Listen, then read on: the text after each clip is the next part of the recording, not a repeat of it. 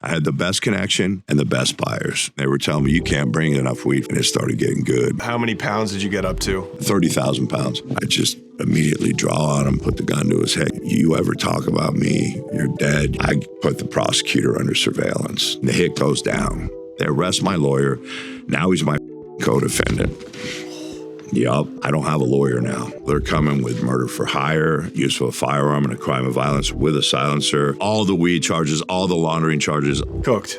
This is Mark Branon, aka Dago Mark, a San Diego surfer bro who worked as a top marijuana distributor for Mexican drug lord Rafa Quintero throughout the 1980s and 90s. Mark's journey is absolutely insane. He comes from an upstanding military family, but from a young age he was selling drugs, first cocaine and then weed, which he excelled at. He worked with the Arellano Felix organization from Tijuana before switching over to the Sinaloa Cartel and Rafa Quintero's crew. Mark had semi-trucks filled with thousands of pounds of Rafa's weed moving across the country every week like clockwork. By the early 2000s, he was all set to retire from the game when a vindictive Arizona prosecutor built an illegal case against him based on the lies of a single informant within his crew. So what did Mark do? He decided to have her whacked. That's right, he tried to kill an Arizona prosecutor, and he almost succeeded. Gangster.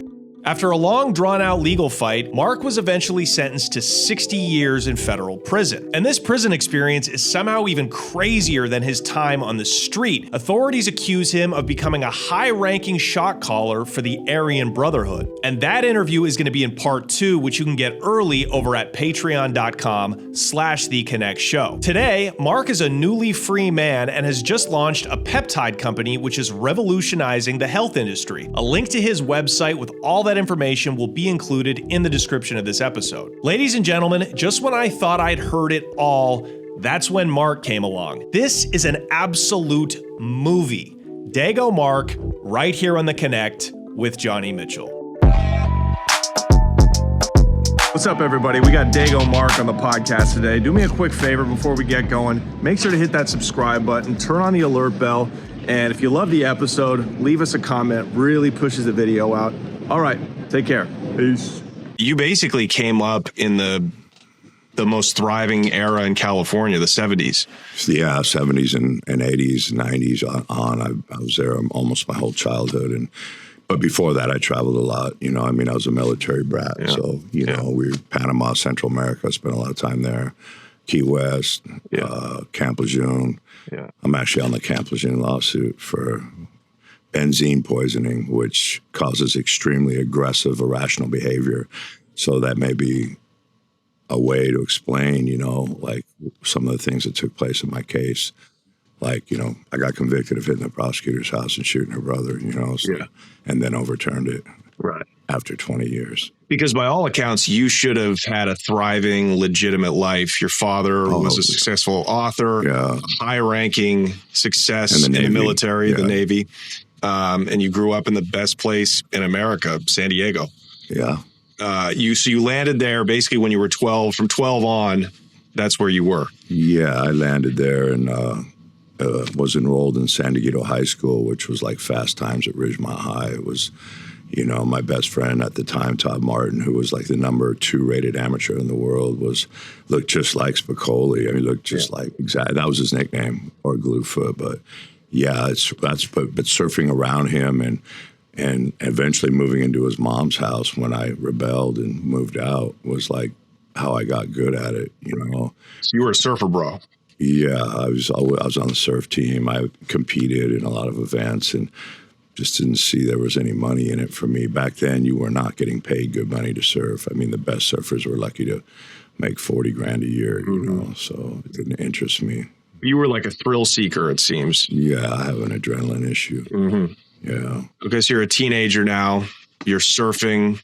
This is part of your culture, and this is what kind of introduces you to the drug game. Yeah, I mean, when you grow up in San Diego or any border city, for that matter. You're going to be exposed to it. And, there was competitions where we go down to K55s or Baja Malibu, and San Miguel and do, surf contests and stuff like that. And, weekends you'd roll across the border, go to Baby Rock, all Squid Row, all these clubs. And, so you see the drugs, you see guys out of nowhere. You're like, damn, that guy's got a brand new 4-wheeler. That thing's killer. And he's like, got a wad of cash. And, come to find out he's slinging bricks of coke. And coke was expensive back then. It was like 33 a key, 38, In San Diego. Yeah. It's wild. Yeah. And, a lot of times we would go to Miami and get it back then, make a trip across. It was good coke. I mean, it was quality. Yeah. So how old were you? You started slinging coke or weed first? What happened was in high school, I was like a late bloomer. I never even smoked weed until I was like in my senior year. And a couple friends of mine, two guys, Mike and James, they worked for what we call whalers, like a couple big drug dealers that lived in Rancho Santa Fe. And they were kind of gophers, and those guys were smuggling a lot of coke, a lot of Thai weed. I'm really good friends with one of the biggest Thai weed smugglers ever, Warren Anderson Blackie. He just wrote a great book called Stone Free. He's a really good guy, and I think his book's going to do really well. And so those guys in the 70s and 80s, the Coronado Company, Lou Villar, the school teacher in Coronado, had all their kids smuggling for him. And, that was the thing, big Thai weed, a lot of coke importations. And, when I saw my friends working for those guys, all of a sudden they're driving, I got the Dino Ferrari. I'm like, well, you get that, it's my bosses. Or they're pulling up in like a F-350 4-wheel Ford, all tricked out with, back then, let's see, it was Bose sound system. It was insane, man, to see. And I just saw the dudes that were in that fast lane, and I was like, making fins at Surfboards Unlimited, Bain Fins Unlimited, and, picking up jobs, moving furniture. And I'm like, this is going nowhere. And, and hoping to win a contest to get paid. And yeah, I got approached by somebody that was in the surf industry, nameless, that gave me my first little ounces of coke, and then eventually quarter pounds, and then kilos, and and it just moved on from there. How'd you grow in the game? Were you selling it to surfers at first, or how do you? Just people I knew, and I lived in La Costa when I moved out, which back then was known for La Costa's always been known in Carlsbad. It's on the border of Encinitas. It's always been known as, having mob ties to money. And, there was a lot of Peruvians and Colombians that would come into town, and a lot of dudes were working for them. And, I was working for some people right there, but they were working with the cartels. I wasn't at that time. What year is this? This is 82.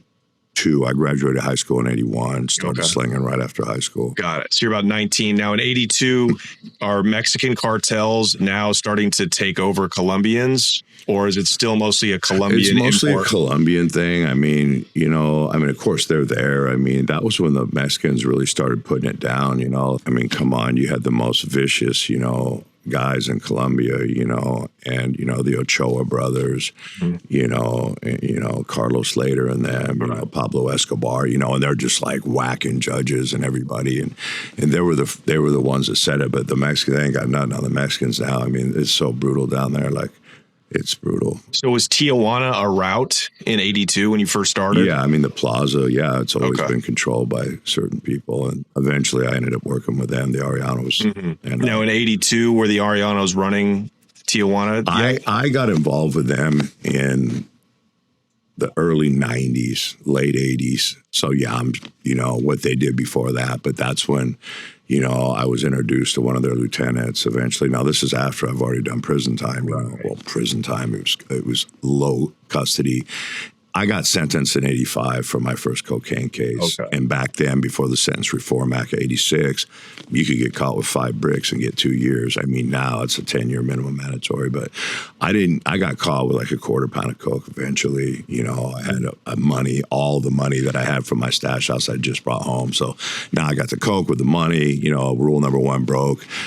House full of guns. I was raised around guns. I had like a gnarly ass collection of guns in the house, They got bricks, coke, and bricks and guns. And money. What's even crazier is that day I was shooting indoors at Shooter's Emporium in Escondido, and I was driving back home, and so I decided to stop in Elfin Forest, which at that time was undeveloped, and I had my HK91 and my big stuff, my 308s and stuff, and I wanted to be outside. I don't want to shoot those in a range, and so I was out shooting, and so long story short, Elfin Forest back doors La Costa. So I go home, and I had like this tri-level condo where the garages were on the bottom. You walk up a staircase, and then you get to the next floor and the next floor. So they're pretty cool, you know. La Costa's no. Anyway, when I came back from the shooting range that day, they were all in my house, and it's crazy. I had a 911 SC, which back then was the most dope Porsche, and I pulled in and I got out of the car and I throw my 44 wheel gun Smith & Wesson over my shoulder, and I grab my HK91 that is now halfway hanging out of a paper bag, but it has a paratrooper stock that goes in. And so I grab that and I grab my stuff and I walk up to the stairs, and it looks like a Stephen King movie, the outline of the door, because the light in the garage was out. And as soon as the garage door shuts, I kind of scooted over and I looked up and I took 2 steps and I smelled cigarette smoke, and I don't smoke. And I like paused, and I'm walking up the stairs. I mean, I got a machine gun in my hand, I got a wetsuit over my shoulder, and I got a 44 wheel gun in a holster. And so I said, it's probably one of my whore girlfriend's friends, you know. So I'm like rolling up there, and I opened the door, and it was full of agents, and they're like, freeze. And it's like, he's got a gun. And I'm like, no, and none of them are loaded. They're unloaded. I just got back from the range and almost got killed right then and there. Yeah, they had every right to shoot. They could have shot me. Yeah. Been justified. Oh, it was just, you know, I was young, and that's the first time I got busted. Wow. You had a £250 was enough to get you a Fed case. Oh, yeah, with the weapons and the money. I had like 180 grand in cash in there, too. And then, you know, a lot of weapons. And, yeah, back then, the feds were picking them up, you know. And, you know, they had been told there was this rat, you know, this guy, Andy, that worked. They had a shop, brewer surfboards, and he was wired up, and one of my loudmouth partners went in there, oh, yeah, Branon this, Branon that. I can't get it, but he can. And they didn't even know really too much about me. And, you know, they just showed up, and they caught me red-handed pretty much. You know? I guess back in the day, a £250 of Coke was a lot of Coke.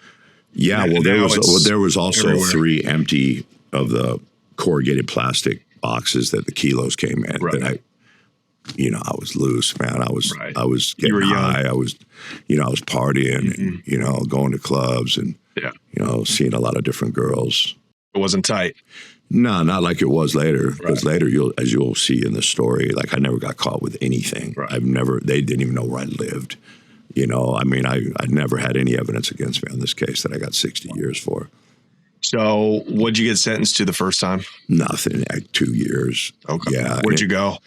I was at MCC. I was going to do my time there in San Diego in the high rise. And then I ended up in Boron Federal Prison Camp with like 8 months I had to do after I left MCC. And it was just insane. It was like a country club, you know, swimming pool, the chow hall, unbelievable weight pile, mostly white-collar criminals. But back then you'd see, like, I was there with a lot of Hell's Angels that just got fresh 10-year sentences.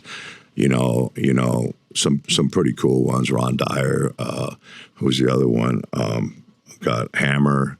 You know, Hammer was gnarly. Like in those guys, you know, and back then, you know, I kind of was like, whoa, you know, now I see those guys in the feds and, you know, it's, you know, they're just another dude to us because in the feds, I kind of went up the ladder a little bit, but all respect, you know, just those lows are such networking factories. Man, I went in there and that's where I ended up meeting my best connections, you know, and when I got released, I was on special parole, and back then special parole is different. Like you had to do every bit of it. Like they wouldn't bring you, like if you violate one day, you know, you'd be I had 3 years special parole. You could be 5 days from 3 years, violate you got to start over again. Yeah, if they violate you. And so it was kind of tough. You could almost do a life sentence on that type of parole. But like I've said in another interview, I mean, it took me 60 days. I met a guy, said, I can load your planes in Cuernavaca. I bought a Cessna 206 and started flying loads right into Palm Springs, right out in the desert behind Palm Springs, and just didn't give a f. Like, I was like, I want my money back. And that's like the thrill seeker part of me, or the MK Ultra's benzene I sucked in too much of in my baby bottle, you know, which makes you kind of a little more aggressive. But yeah, and I I just started going, never stopped. On parole. On parole, made it for 16 years straight, smuggling, never got caught. And you're flying in loads of weed? Yeah. Okay. Yeah, strictly weed. Yeah. This is for all the gun owners that watch my show, and I know there's many of them. How many of those guns are legal? Well, only the Lord knows, and the ATF. Check it out. You're going to want to listen to this message, okay? This is one of those products, as soon as you try it, you immediately get why it's smart. If you own a handgun for self-defense, you already know it's a balancing act. You want it secure, but you also need to be able to access it quickly if something actually happens. And most solutions kind of force you to pick one or the other. That's what I like about StopBox. It's a 100% mechanical, keyless, battery-free lockbox that gives you fast, controlled access without messing with keys, apps, or electronics. It uses this really intuitive 5-button system that you set yourself, and once you get it down, it's all muscle memory. So you're not fumbling around or thinking, you just react. Hey, there's a home invader. I don't have to run and scramble around looking for the key to my safe. I just, bam, I got the gat, and I'm about to catch me a body. That's kind of the whole point. It's also really well built, made here in the USA, and just gives you that peace of mind knowing your firearm is secure, but still right there when you need it. For a limited time, our listeners get 10% off at StopBox USA, StopBoxUSA.com, and use code CONNECT for 10% off your entire order. And after you purchase, they'll ask you where you heard about them. Please support our show and tell them that we sent you. Again, that's StopBoxUSA.com. Use code CONNECT for 10% off your entire order. And do make sure you tell them that our show sent you. So how was that racket? Must have been incredible. Well, I mean, it was cool. You know, my pilot is someone that's very, very close to me. I don't really want to put his name out. He's related to me, but he, you know, we were running them things, man. He would be flying that plane underneath crop dusters out of the border, underneath them. That's how low we were hitting the pan. Yeah, and then you know, but back then you could get away with it. You could file a flight plan and say you're going somewhere and just divert, you know, and it was easier to change your flight plan in the air, whatever. And, you know, it was exciting. It was some thrill seeker for real, you know. Yeah. Kind of like Point Break a little bit. Yeah. Like, you know, like this. But when I was young, you know, I made a name. You know, I was helping refuel a plane coming up from Colombia with about 200 pounds of coke in it in the middle of nowhere near Guero Negro. And luckily I had the state of mind to bring an assault rifle rather than a shotgun, which is what the big homie local told me to bring. Oh, I got a 12 gauge, or he had one. I said, dude, where are we going to be? You know, we're going to be in what's it like? I mean, we're in the middle of nowhere, right? And you're in Mexico? Yeah, at that time we went down to refuel in Guero Negro. That's about half. It's about a third of the way up from Cabo, about 2/3 of the way down to Cabo. It's in the middle of Baja, you know, on the peninsula there, and you know, and it got heavy. You know, I mean, we were hand pumping 55-gallon drums of gas into the tanks. The thing was a flying bomb. It had floor tanks, wingtip tanks. There was no seats, just coke, you know. And so, you know, some guys started driving from a distance. The pilot, luckily, he was a Vietnam pilot, you know, experienced, seen a lot of combat. And he saw the dust trail way off. He goes, we got company. And I ended up pulling that HK91 out, and I got the other guy, my refuel team is pumping like a trying to fill them tanks. And all of a sudden, zzz, I hear a bullet go by, and one of them's got a Cuerno AK-47 out the window firing at us. But I had a bipod on an HK91, and I laid that thing on the top of the truck, and they were bouncing up and down their cars, and I had steady shot, and I've been shooting guns since I was a kid, you know, so I stopped them, we'll just put it that way. Yeah, wow. They didn't make it to the spot. And then when everything happened, we had to the Vietnam vet was a gangster, man. He's like so calm, you know. He's like, get all the paperwork out of the car, take the rest of that fuel, burn everything. And we had it was a Chevy Blazer pulling a small Boston Whaler, and you know we had to burn it all. And I had to dive in the plane, you know, on top of the coke. And I'm scared to death. I mean, I'm 18, but I'm in survival mode, you know. So I made a name right then and there. Wow. Like, as, you know, look, you can put the most scared person in a situation, and sometimes they're going to fight harder. Like, I've got into it with a lot of dudes inside the cell, you know. Knife fight with a guy in a cell, it's gnarly. fist fight, whatever. And some of the guys that I thought would be a walkthrough weren't, and some of the guys I thought were super all that ended up being lames with paint jobs, just a bunch of tats on them, not tough at all. I grew up fighting. I mean, I grew up in the garage boxing with my brothers, and I was a pretty game dude. I used to box, and I used to go to bars when I was 19 with my older brother's ID and, fight grown men. And I had a pretty good history of that. But, I've always, I don't know. I like to think, I have good morals, though. I mean, I really do. I was back then I sold cocaine, but as life went on, eventually I just became strictly into marijuana smuggling because marijuana is not a destructive drug. It's legal everywhere now. Cocaine is terrible. Meth, fentanyl, look what's out there. Like I couldn't with a clear conscience flood communities with that and think that, oh yeah, I worked hard today and I earned it. But, but smuggling vast quantities of weed is, that's tough. You got logistics. I eventually got to where I had false walls and 18-wheelers, but I started out just renting, rider trucks, and then we'd build a false wall and load it with furniture, and there's all the weeds in the front. We did it pretty technical even for rental trucks, but I've smuggled from California and Arizona to New York. Like, that was my money getter, back then. You could buy 500 a pound for high-quality Mexican weed. As soon as it hits New York, I get cashed out for 1,500 pounds at 800. Do the math, that's 450,000 in 30 minutes. And it's like, I got up there. Okay, so you went from flying in loads in that little plane that you bought. How did that evolve? Well, we lost the plane after a few loads. We lost it in Deming, New Mexico. And at that trip, the Mexicans in Cuernavaca didn't have the refuel. Like, goddamn, they couldn't even get that together. Like, we just want you to have gas when we land, And so we had to top off the plane in Deming right before crossing.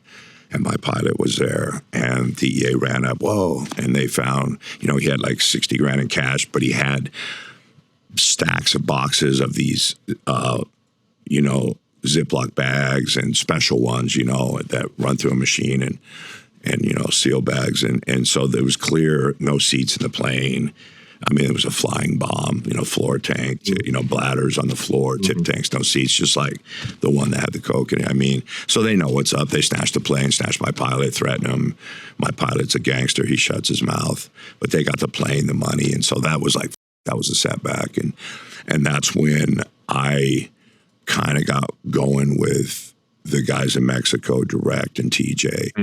I started getting loads from the guys from the Arellano Felixes and, those guys around 90. Right. Yeah, and they had a lot. The problem with their weed was it was inconsistent. It was never like the stuff I ended up getting later in Scottsdale, we'll talk about. The reason it went so good was because it was, from Sinaloa. It was Rafa Quintero's crew from before he went to prison, and they just had like skunk weed, man, and they packaged it right with beautiful packing machines, silver Mylar bags. But to answer your question, yeah, that was when we lost the plane, was when I said, I got to go get me my own contacts here, let them deal with crossing it. That's a heavy logistical nightmare. Right.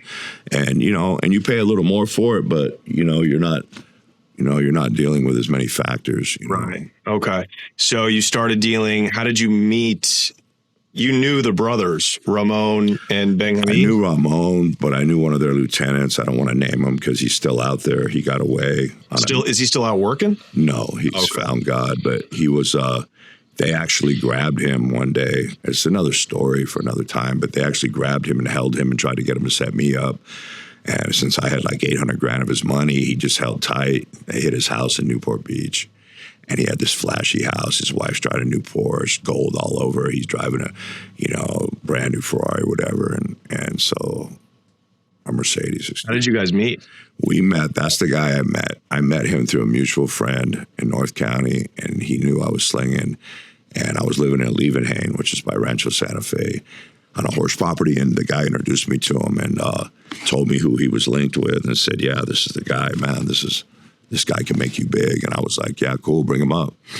So at that time, they were crossing a lot. He didn't had a case. He never had a case. And so I met him, and, we started doing things, and that's when I started getting like 800, 1,200, 1,100 pound loads of weed and putting like 100,000 down. They'd front me a lot of it and moving it to New York City, you know, and New York at that time. That's when I got the hustle down, you know, west to east, you know, and anyone who's a smuggler knows that was the lick. And God, it was good money, man. Yeah. It was good money. You could do that every week, move 1,000 pounds to no, because it takes 3 days to get there, 3 days to get back.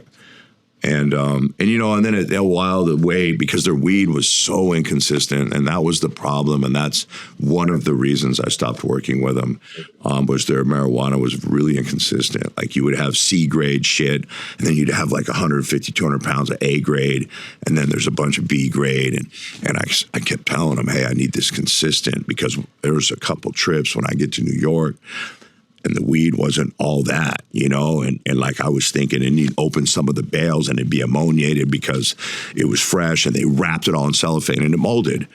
And, you know, and you're telling them this on a long distance call at a payphone, and they're like, oh, we want our money or else. Man, f you, or else what? You know, I know you guys are all that down there, but I'm all that up here, you know, and I know how dangerous they were. And you know, I parted friends with them, that's for sure. But, you know, it got ugly at the end, because I had one of their guys all jacked up on steroids, and that wasn't doing him good. As, you know, this guy's a psychopath already, you know, and he's like, oh, how you staying in shape? And I'm like, at the time I was playing football, and I wasn't a juicer at all, but I had just done a cycle because I was out on special parole, and I just walked on Palomar Junior College to play.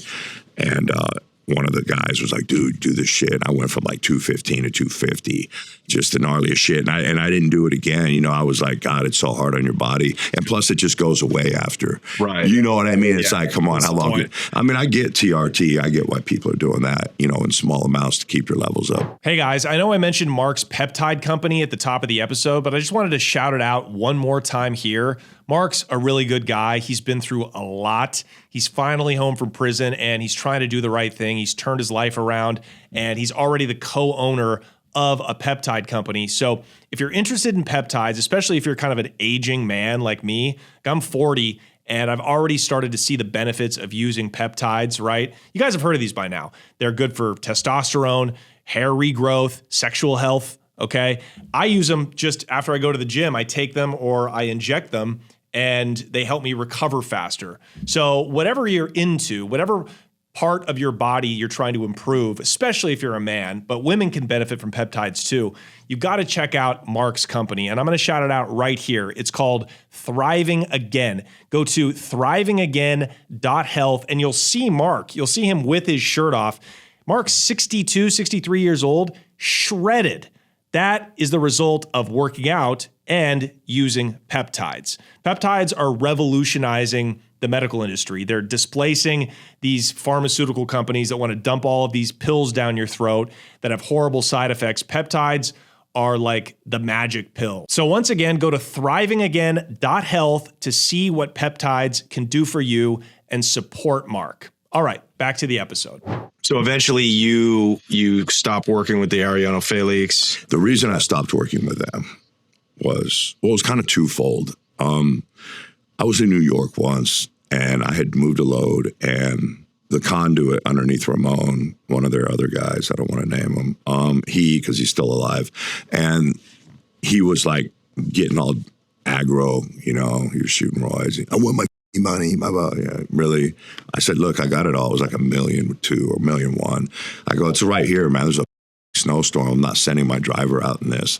Like, it's horrendous weather. And when you get to the middle of the country, there's been like tornado shit going on, you know? And I'm like, dude, I'm just going to wait for the weather. But I want my money. And I was like, oh, yeah. And then he threatened me. Or else. I go, or else what? You know? I go, all right, you want your money? Man, I went down to Louis Vuitton luggage in Manhattan. I bought 3 of the biggest suitcases, all nice Louis, stuffed that shit with money.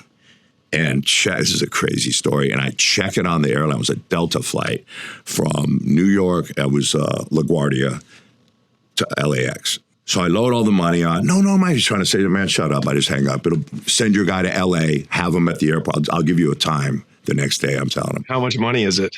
$1 million in these suitcases. $1 million and change. And I packed the at them and they're heavy. And I just got like clothes laid over it. Like this is before they were really on this shit. Yeah. Irregardless, I go to LaGuardia.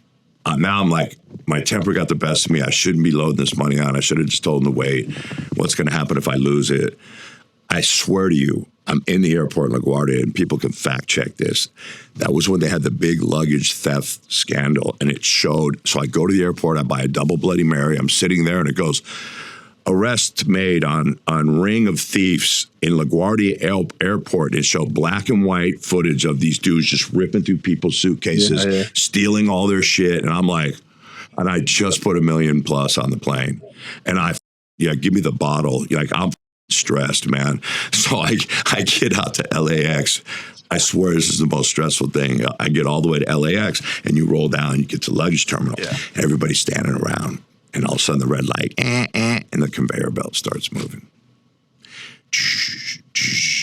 They're coming, no suitcases. And I'm just like, man, this is...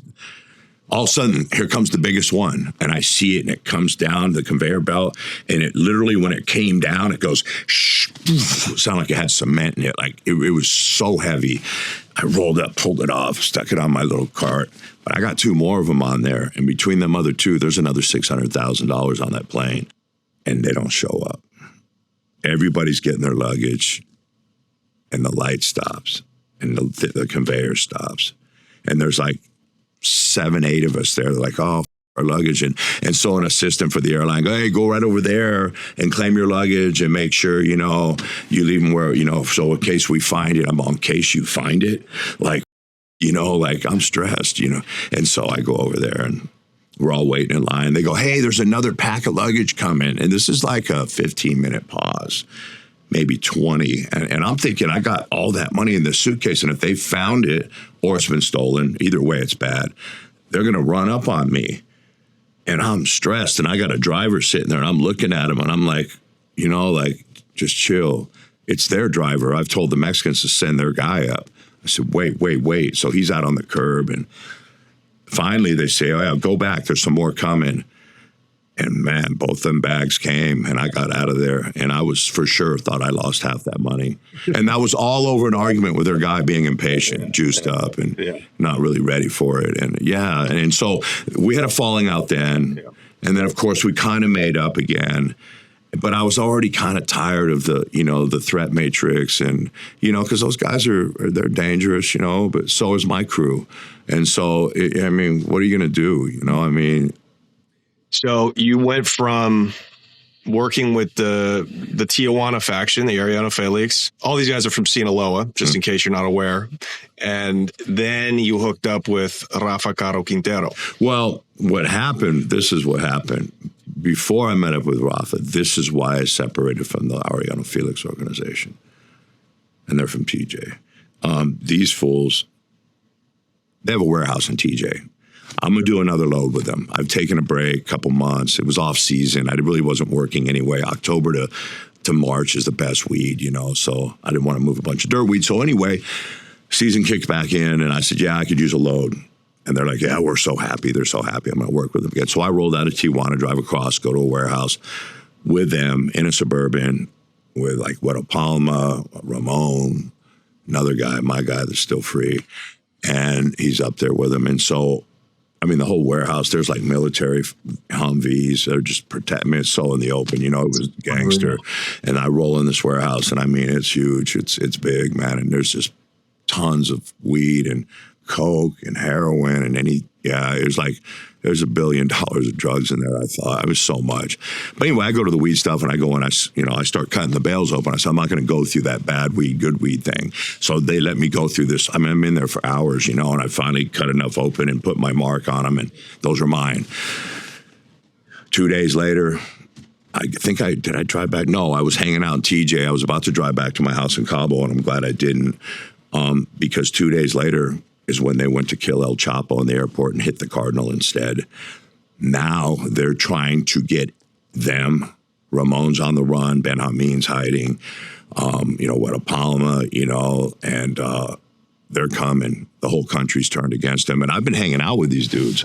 I mean, I've been going to Baby Rock partying and, you know, places they've had gunfights. And, you know, it's just crazy when you move with those guys in Mexico. Like, it's always so over the top, you know, it's especially in that era. Yeah, it was just crazy. I mean, and still it is. I mean, like, Culiacan's a mess right now. You can't even go outside at night. But anyway, so when that happened, that's when we parted ways. I see. Because now, even after I went back to the States, because they were torturing people brutally to find out the whereabouts of the guys that they didn't get. Ben Hameen, specifically Ramon, guys I worked with. And, you know, I had been seen with them enough times to where if they were under surveillance, they'd be like, yeah, that gringo right there, yeah, we can grab him, start torturing him. And sure they were. And so I got the hell out of there, let it cool down. They ended up killing, you know, Ramon and, you know, grabbing Ben Hameen eventually and, you know, and all the rest. And, you know, even Weddle Palma, he only got 20 years. I mean, it's insane. But, you know, a lot of those guys just telling each other, it's just the way it is down there. You know, they're all working with the cops, and the cops are gangsters. But they are using, that's the difference between them and us up here. That's the difference between us in prison that run the line right. Yeah. You don't talk to the cops by yourself. Right. You know, you bring someone. You don't play any games. You stay within your crew. You know, you breaking bread with certain races and, you know, things. I did all penitentiary time. So, but anyway. That's really interesting. It's the reason perhaps that Mexican cartels tell on each other and cooperate with authorities is because they're already doing that when they're in the game. They're working actively with the cops and with the federales to move product. Exactly. So when they get jammed up, it's natural to just continue working with them. Yeah, I mean, to it's get a themselves whole out of trouble. Entirely different dynamic down there. Yeah, I mean, you're not. There's very few guys, if any, I've ever known that have ever. I mean, there's some of us that had family that they implanted in the Border Patrol, and you were able to, you know, have them wave loads through, you know, and things like that. And you know, of course, there's always been corruption within the DEA, but not like that. Like you're not, you know, down there. It's just insane. Like, well, tell me about the times that you would go into a town in Mexico to set up, and you would go meet with the local constable, the local general. Well, because I just started developing Cabo in the 80s, like, and it was. What did that mean? I developed building homes, reselling homes, building apartment buildings, buying land, investing. I was investing my money in real estate down there, and I did well. And now it's insane what the land's worth. And I had some beautiful, beautiful estates, one of them in Pedregal, right next to the Hilton Mansion. I mean, I'm talking about gated communities, nice homes. And then I also bought, like, you know, cool ass surf spots like between Todos and Cabo. I said, that's the best wave. I'm going to buy the whole beach, you know, and, you know, subdivided and things like that. And I was really, you know, I was good at that. You know, I've always been an entrepreneur. You know, I've never labeled myself a drug dealer. You know, I'm a entrepreneurial guy, and I made my money selling weed. Just like the Kennedys made their money, allegedly, Joe Kennedy slinging alcohol during Prohibition. And it's almost the same. Like, everybody knew weed was going to become legal sooner or later. Right. It's harmless. It's actually good for you. It actually should replace Big Pharma with all this oxycodone shit and Percocets and all this trash that they sell, but they can sell drugs legally. Whereas marijuana is one of the most natural remedies for so many things. I don't want to get into that. It'd take too long. But anyway. Okay.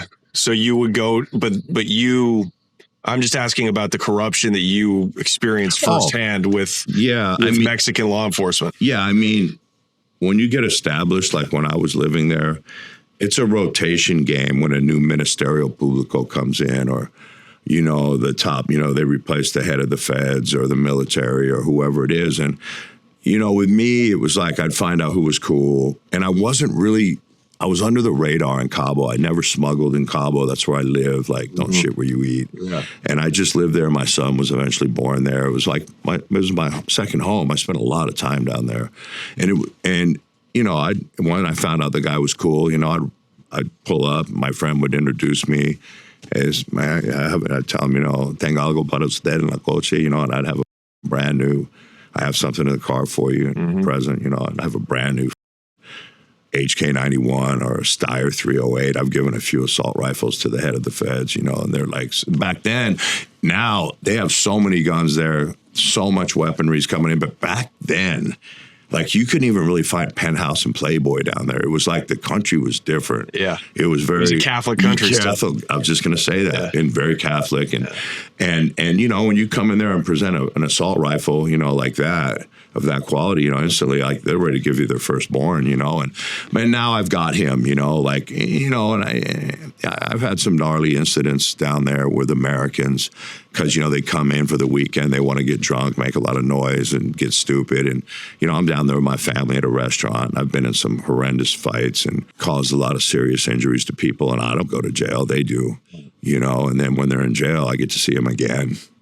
Yeah, like that. And so it was like, and then for a while I had a special card, you know, get a card from the governor. And, you know, it's a special little metal etched card that you can carry with you and present to any checkpoint. Like, don't work with this guy, basically. It's like a get out of jail free card. Right. I've heard about those. Yeah, they're nice. You guys, it's the middle of the week. You're tired. You're hungry. The last thing you want to worry about is what to cook. This could be talking about me after every podcast I do. I'm hungry. I'm spent. My brain is fried. Somehow, you always end up making the same 2 or 3 meals on repeat. Again, talking about me. It's easy, it's comfortable, but it also gets old fast. That's why I've really been into HelloFresh. With HelloFresh, you can cook up bold flavors from all over the world without ever leaving your house. And the best part is they make it ridiculously simple. You're not digging through recipes or hunting down random ingredients. Everything shows up pre-portioned, ready to go. They've got like 80 plus recipes every month, so you're not stuck eating the same thing over and over and over again. You could try dishes from Vietnam to Caribbean to Moroccan, and they include ingredients you probably wouldn't normally buy, like lemongrass or different curry pastes. So it actually feels like you're trying something new. It just makes cooking way easier, and it saves you time. If you're a busy entrepreneur like me, or if you're trying to raise a family, you know time is the most scarce resource. So use HelloFresh. I do it. You should too. Go to HelloFresh.com/connect10FM. That's connect10FM now to get 10 free meals plus a free NutriBullet Ultra 2-in-1 compact kitchen system. That's a $189 value on your 3rd box. Did you get all that? They're giving you guys all of this stuff. Free meals applied as a discount on the first box. New subscribers only. It varies by plan. Disclaimer, must order the 3rd box by May 31st, 2026. So get on that. Use my promo code. Thank you, HelloFresh. Nothing hits like home cooking. So when you were living in Cabo, how were you operating your weed business in the States? Well, what happened was when I wanted to shake the heat, and I had heat a lot, the DEA and I played the cat and mouse game forever. The head of one of the top agents in the DEA was a guy by the name of Ken Davis. There's Bill Gwynn. There's a lot of different ones that chased me for years. Like they would run up on a stash house. I would get word. Not really that I get word. I knew they were coming, and I would clean the whole house out. Sure as shit, the next day they'd hit it. And I just had this great, not to be self-effacing, this instinct. Like, and you know, I mean, I've literally been detained by them in cuffs at the airport, Lindbergh Field, San Diego. I have 2 ounces of skunk weed in my pants. And I had those like Massimo net underneath those old volleyball shoes. I got 15,000, 20 grand in hundreds underneath each shoe, size 14s, one size too big. And I'm getting on a plane, and like they grabbed me because some snitch was, you know, put me on blast, and they finally found me, and they drive me back to my home because what happened was I had to hold some guy's hand. It reminds me of Tequila Sunrise, like with Mel Gibson. That's one of my favorite movies. And everyone that saw it said, dude, that's you, because I had a cigarette boat just like that. Anyway, so one of my friends that wants to make a weed deal with this guy, long story short, hey, can you come? So the guy realizes, you know, I can really get the weed because it's you. You're like the god, the smuggler. And so I went to that meeting. The guy had a wire on him. He rolls up to a van in Villa del Valle and Flower Hill Cinemas.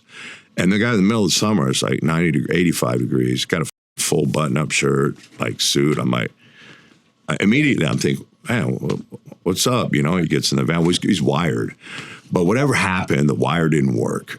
And I'm in there saying, yeah, he's good for the weed. And so that's how they got to my house. They had a plane in the air at the time because they really wanted me bad. Okay. And they flew and followed me all through Rancho Santa Fe. Oh, there he is. That's where he lives. And I had an estate. I had 2-acre, 4,000 square foot home, 4 or 5 car garage, swimming pools, beautiful place.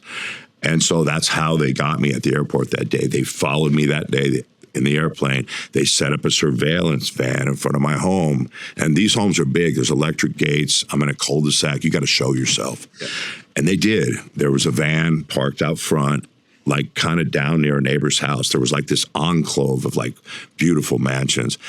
Or is that how you say it? Enclave? Anyway. Enclave. Yeah. Sorry, fellas. I like enclave. Yeah, please, the trolls will now say I'm stupid. Yeah, whatever. Anyway, so the van's parked there, and it's one of them old vans with the windows on the side, and the roof that you crank up, the little vent, and this. I go, man, that van, it's out of state plates. What's it doing there? And I'm just thinking, writing it off like it's the neighbors, and then one day I'm pulling out early because I know the sun's going to be right at the right direction. And sure as shit, I pull out and I see movement behind that tinted window because the sun's hitting the back of it, the way they were parked.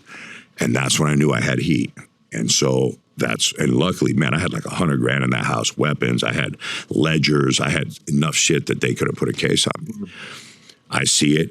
I play it cool. I come back. I clean the whole house out. I was lucky. There was a particular San Diego Charger football player that lived behind me and down the hill, and me and him were cool. He used to come up the hill and smoke weed with me. And Junior Seau, rest in peace. No, it wasn't Junior. Junior's cool though. But yeah, no, it wasn't Junior, but close to the same area. Anyway, so the day I saw him out front, I burned all the ledgers. I buried all the money in plastic tubes in my yard, and I have a big ass yard, so 2 acres. And so I went down to my San Diego football bro and with my weapons, and I said, hey, bro, can you hold these, man? I'm going out of town. I don't want to leave them in the house. I'm not there. Yeah, no problem. Sure as shit, I left the house that day. I got a ticket to Cabo. I put the money in my shoes. That's the weed in my thing. I'm going to fly to Cabo, see how much heat I got. I rolled the arrest me at the ticket counter and brought me back to the house, never patted me down, never took my shoes off, never found any of it. Searched my entire house, didn't find anything. And there's like 10 cars in my driveway. This place was enormous. Yeah. And, and that was just one of the close calls. And then they let me go. Right. And the reason they had me was right after they finally uncuffed me. I'm literally cuffed to the table of my chair of my living room. And they said, yeah, let him go. And all the guys start bailing. And the last agent, Ken Davis, I'm like, you just flatbedded all 4 of my cars because they're not my name. And I can't even get into town, man. I need a ride. He goes, oh, yeah, I'll give you a ride. You want to call your lawyer, too? I go, yeah, I'd like to call Sheldon. It's Sheldon Sherman. He was a great lawyer then. He turned into a rat in my next case, but piece of shit. But so he takes me to the van, and he plays that tape of one of the Arellano Felix guys. And it was a phone call where he's talking about, hey, my friend, I have 50 of those things. Can you take them? And I'm thinking he's talking about weed, because that's all I was moving at the time. Mm-hmm. Oh, no, it's la otra, la blanco. He's telling me, oh, it's the other one, the white. And I said, I don't want that. Oh, please just hold it. So they have me on a payphone, and he's on a payphone up in Newport. And so that call's recorded. They tapped the phones. He was using the same phones in the Irvine Athletic Club over and over and over. Right, it's like a branch of 2. It was easy. Right. So anyway, they got that tape, and he plays it for me that day. He's in the van. He goes, listen to this. And I'm just, my skin's crawling. I'm looking at it. I'm looking at the van. It's just me and him at my house. And he goes, when we catch him, you're done. That's conspiracy. And we're going to get him. But why they didn't get him was because when they saw he and I together in Newport, like about a month prior, and they didn't have enough agents following him. They had 1 car, 2 agents, and he was under surveillance. And we came out of this restaurant, and I walked up, I had a brand new Ford Centurion, which is like a Suburban, that special they made back then. It was a Bronco stretched. Anyway, I remember because one of the agents comes up, and he's like, hey, man, and me and him are walking out, and he's trying to make small talk to get us to stall, to get other agents there to follow both of us. And he walked out, and he goes, man, it's a great truck. What is it? And I go, it's a Centurion. Ford makes it. Oh, wow, that's cool. And I see him walk around it. Oh, you mind if I look at it? I go, I don't care. And me and the dude are talking, one of the Arellano guy, and he walks around, he looks, but I have paper tags on it from the dealership. It said like Westlow or Drew Ford or whatever it was. And so there's no plates on it. And I get in, I take off. Well, they couldn't follow me. They followed him home. And they did get him the next day. And that's the one they had handcuffed in his house. And they're telling him, set up Branon. We want Branon. And they got one of their top guys, and all they want is me, because they are just pissed they haven't caught me. He didn't flip. Well, here's why. I don't know if he would have, but I'd like to think he wouldn't have. I don't want to call him a rat, but I had like 850 grand of his money from a load I'd moved. And so they grab him, arrest him in his house in Newport Beach, put him in the house with 2 agents to watch him. And they're giving him his phone, text him, call him. And he knows I have 2 Sky Pagers. I just got a new one. Back then it was a Sky Pagers.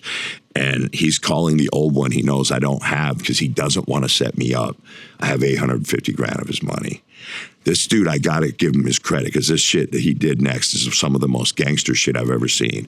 And anyone can fact check this. So they got 2 agents in the house. They got all the windows locked from the outside with security bars and the tracks. And 1 agent in the house. It's been almost a day and a half, and they keep having him. I don't know why he's not calling back. One of the agents goes back to take a piss, and they're starting to get slack now because they've been in there with this dude for a day and a half, almost 2 days.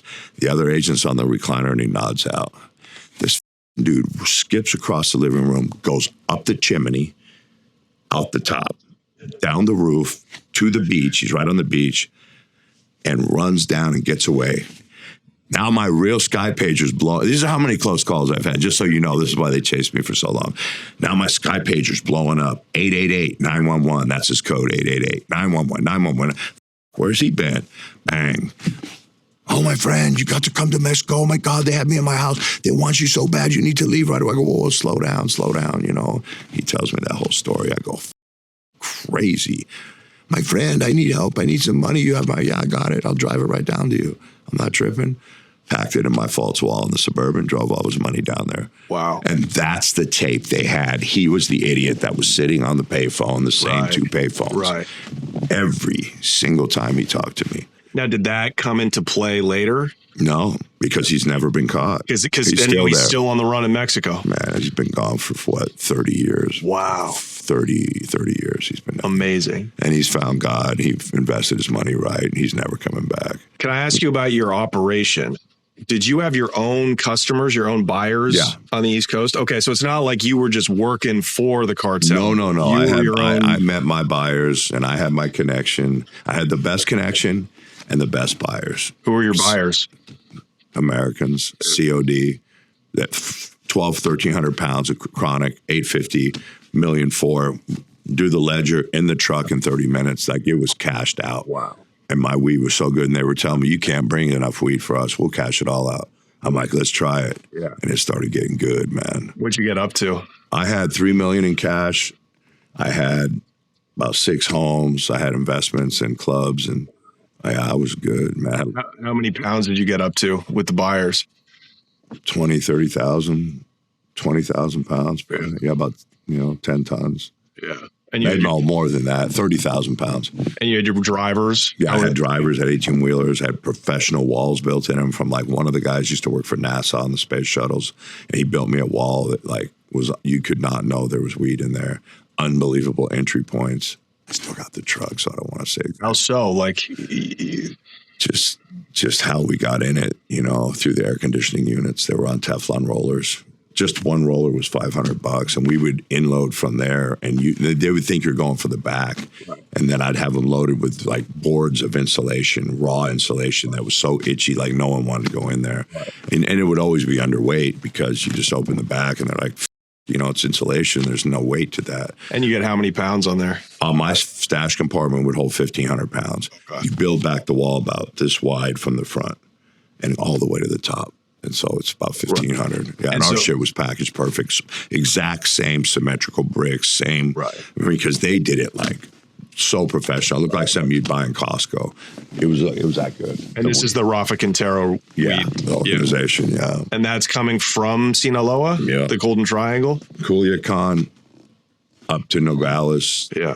Across the border in the most advanced tunnel ever made at that time. So this was the tunnel days. Yeah, the tunnel when it first got big. We had the most advanced one when they got it. So there was never a drought with your connect. I could get it whenever I wanted. Wow. And I could go across and look at it, and it would be there the next day. I'm like, you guys got a good cross. They never told me how they were doing it. I found this out later from the court documents. They were smart. They didn't talk about it. Yeah. And that was from... But their driver set me up, cold as He's the one that put the nail in the coffin. Hang on. So Nogales to across to Scottsdale. They would drive it up to me Right. on the 10 up to Scottsdale. And then I would get a house and I would go in. That was in the days you could put 25%, no qualified loans. So if the house is $1 million, you put down $250,000. They don't ask no questions, nothing, put any name on it. And then I'd run the houses into lawyer-client trusts. And then I had them all. And one load out of that house, I paid for the $250,000 and had $150,000.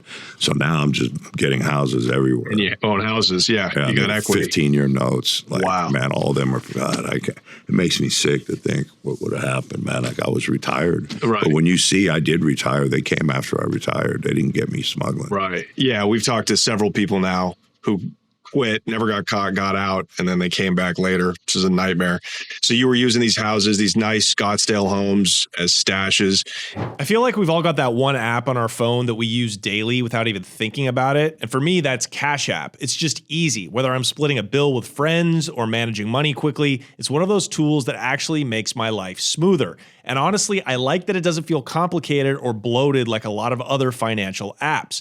Cash App just released a new status program for the way people actually spend called Cash App Green. It unlocks new ways for you to pay, get rewarded, and easily grow or manage your money on your terms. Now, when you spend at least $500 a month with the Cash App card or Cash App Pay, you earn green status, which unlocks benefits like up to $200 of free overdraft coverage, higher borrowing limits, and custom personalized cashback offers every Friday at places you love to shop. Turn everyday spending into status with Cash App Green. Download Cash App today or visit cash.app/new to learn more about this and other great features launching now. For a limited time, Cash App customers can earn $10 if they use code CASHAPP10, Cash App 10 in their profile at sign up and send $5 to a friend within 14 days. Terms apply. Cash App is a financial service platform, not a bank. Banking services provided by Cash App's bank partners. Prepaid debit cards issued by Sutton Bank, member FDIC. Cash App Green, overdraft coverage, borrow, cashback offers, and promotions provided by Cash App, a Block Inc. brand. Visit cash.app/legal/podcast for full disclosures. Your drivers of these 18-wheelers, they must know how to get the weed out because it's complicated. Yeah, my driver was family. I mean, he was my father-in-law. I mean, I kept it in the family pretty much. Not my Branon side of the family, but my wife's side. Were you married to a Mexican? No. Okay. No. So did he know, obviously, how the mechanics of actually how to get the weed out of the He's been in the stashes? heavy equipment, trucking business his whole entire life. He's an old New Yorker, cool ass dude, Jay. And And I'll tell you later how I saved everybody. But yeah, I took the time for everyone. Like, you don't see that anymore. Right. Everybody rats. Yeah. I mean, unless it's a guy that has no one to tell on. I mean, which there are certain cases, but I'll tell you, it's just unbelievable how many people take the snitch way out. I don't like to say I cost my son's life, but I would have been free long before he was killed, Mm-hmm. But there's no way we could have ever known that would happen. And so at this time, you have a son in this era? This is the 90s? That's what made me slow down. My son was born, in 96.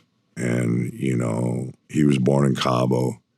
And, I mean, he was just amazing. He was, I raised him. I got him from his mother when he was just turning 6, full custody. Okay. And she was a good mom when she was young, but she ended up getting into some addiction issues. And so I wanted him to have a better life and be with me all the time, and she had no problem. And she got paid well.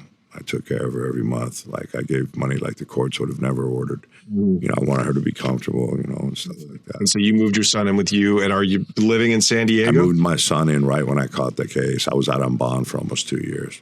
Okay. Right before I caught the case. I was like, look, I want to spend every day with him in case I go away, But I was always with him. I mean, I was always taking him and visiting him. So what year did you catch your case? How long were you smuggling with the Rafa Quintero's organization like this? I pulled into Scottsdale. I'd had so much heat in California, and just moving out of the state is a big deal. Nobody knew me over there. I didn't even know where I was going in Scottsdale. I just knew it was nice.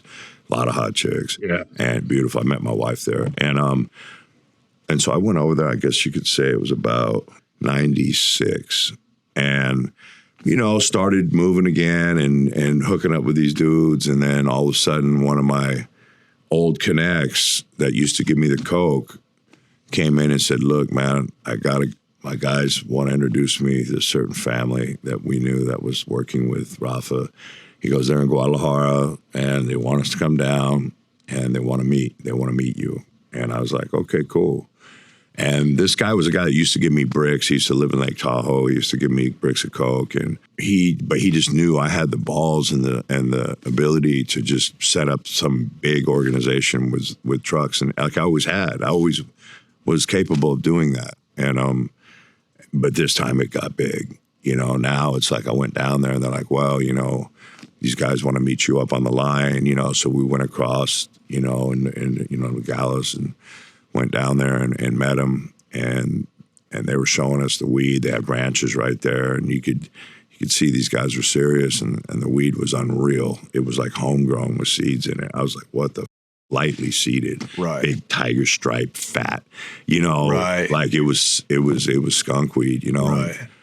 And this is in Guadalajara. No, this coming up from Culiacan, being grown in the mountains in Culiacan. Gotcha. Met them in Guad. Guad's beautiful. It's like LA. I love Guadalajara. Yeah. And met them, and all the weed was coming from Culiacan. And of course, it's protected all the way up. Got it. And so now it's on the line. But guess what? They got the most sophisticated tunnel ever. I don't know this at the time. And they're just bringing that shit up in like tons and tons and tons. And so, yeah, so you were on. That was really the I was on then. Then it's when I stepped up my game. I said, we need to get into the 18-wheelers.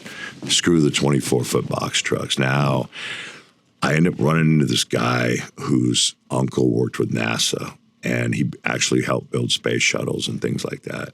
So he really knew how to build a hidden compartment. Like that was like, Legos to him. So he made us an unbelievable false wall in a 44-foot box that's the length of the trailer that the tractors pull. And we filled the thing up. It was a false wall about that far back, maybe 3.5 feet, and then up to the top. And it was an entry from the front of it through the air conditioning unit that was so sophisticated, sealed. Like just the Teflon rollers, I remember, cost us like $500 a piece. And there was a bunch of them because that air conditioning unit's heavy. And that thing came out. You just... So how do you open it when it gets stop the truck, get the air ratchet. Yeah. And there's like 3 and 3 big-ass, nuts on giant bolts. And this thing, you could one hand pull it out, like a 250-pound air conditioner, 300-pound air conditioner. And it was then we'd enter there behind the cab of the tractor, the front of the box in between, go right up in there and down. Now, when the wall was built, we filled the truck with like raw insulation, the most itchiest, nastiest shit that you don't want to be around, and filled it all the way to the back. And that was my idea. I was kind of proud of that. And the reason being is like, say that they do stop you at a checkpoint. They're not going to stop you because you're overweight, the scales. That shit doesn't weigh anything.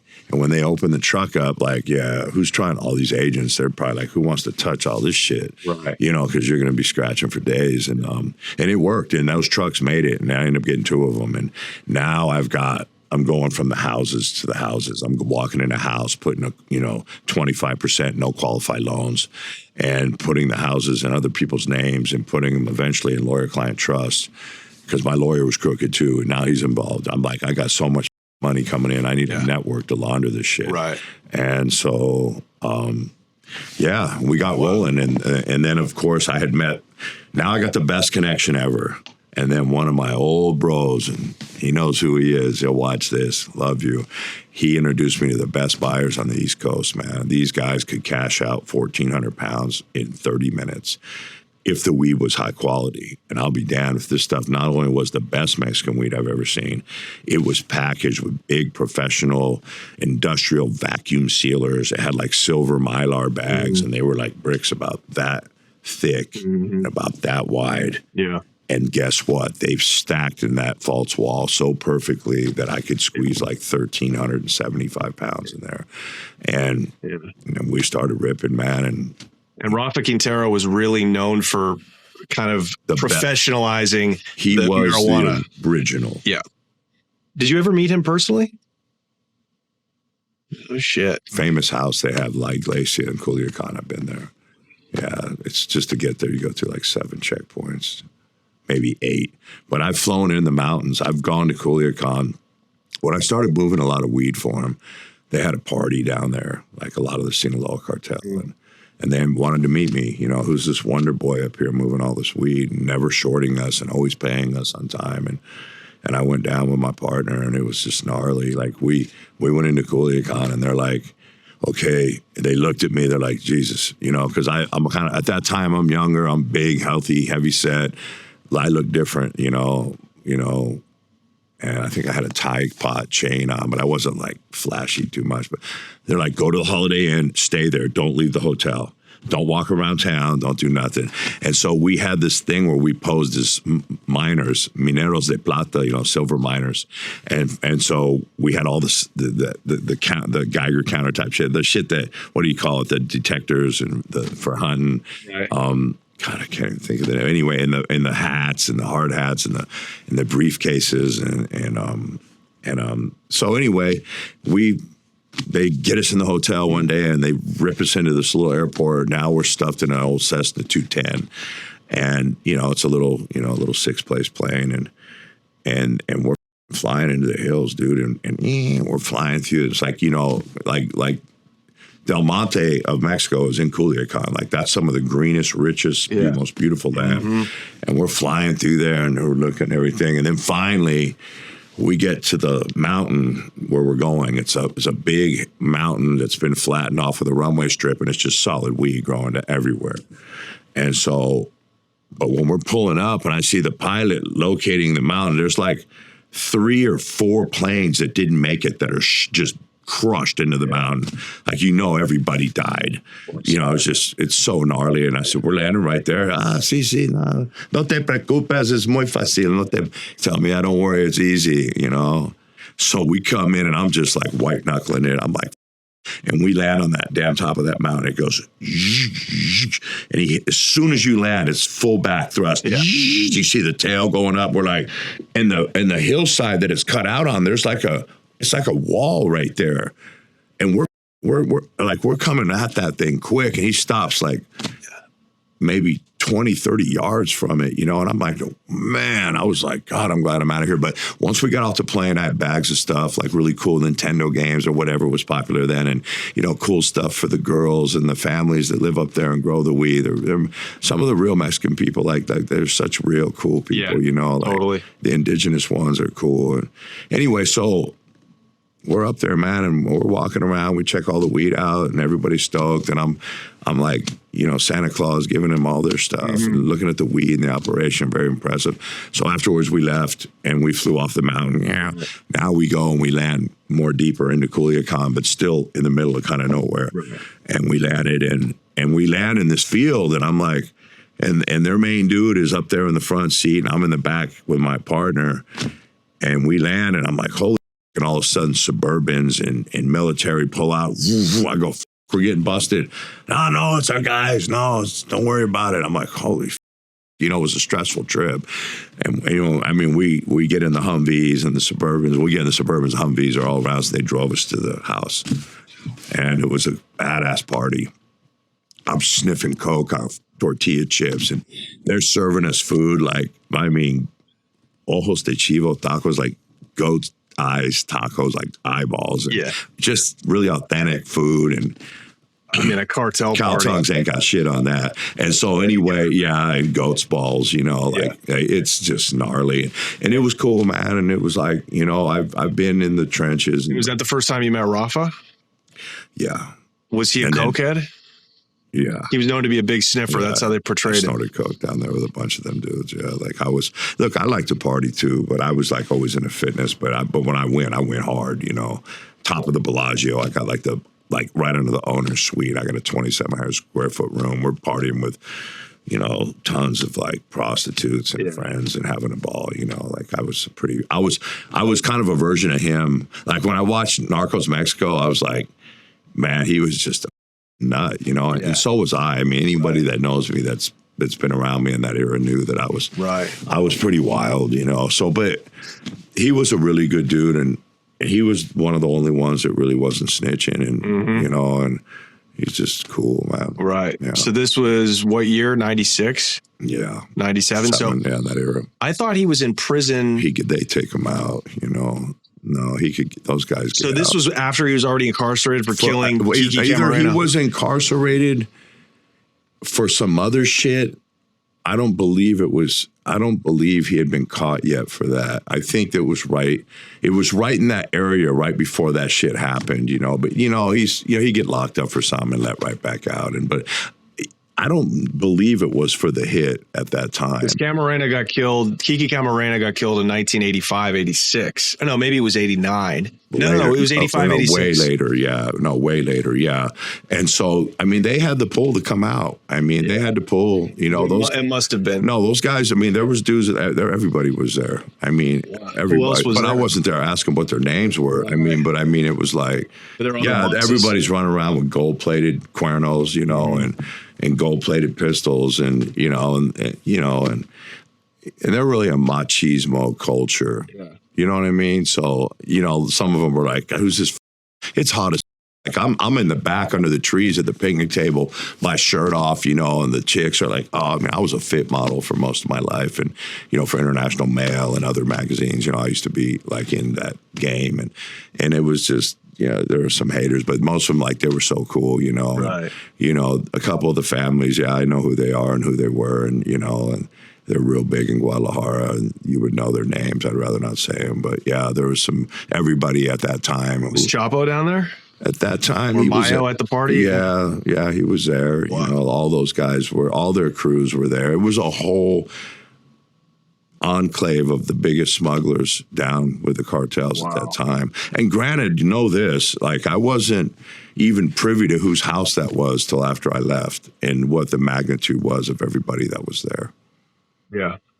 You don't ask questions like that. It's not. No, you're not there going, who are you? Right. No, you're just, whoa.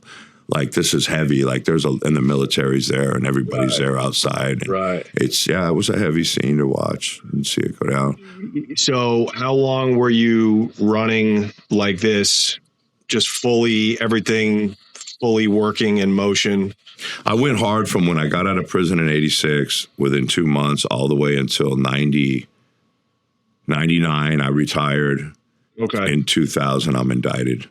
Okay. And the thing is I had made so much bread. I was in Scottsdale at the time, and I was still running. Now, at that time, you know, Rafa's sealed up, and I'm running loads for the guys that under him, you know, and the new generation of guys coming out. And they've got the best tunnel ever. I mean, it was the most sophisticated tunnel of its time. You know, them German engineers are coming over and building them, and they were, you know, I was just crushing it. And in 99, I found out that their driver, this Rene Oliveras guy, he probably watches these, a piece of shit. He had been pulled over because I was running my crews intermittently. I would be like, what's everyone been doing? Run him, see if he's been stopped, see if and I found out he had been stopped at the border crossing with over the limit. He had $27,000 on him and over 10 grand. That's a violation. And they subsequently searched his truck. He's driving this big flashy truck and found drug ledgers in there. And he never told us. Then he had another right after that. He had been stopped with a 100-pound sample and bonded out. Never told us. He's so greedy, and he's got these strippers that he's dating behind his wife's back. So he's got to keep paying them to hang out with him because he's a lame. And so I found out that he had trouble.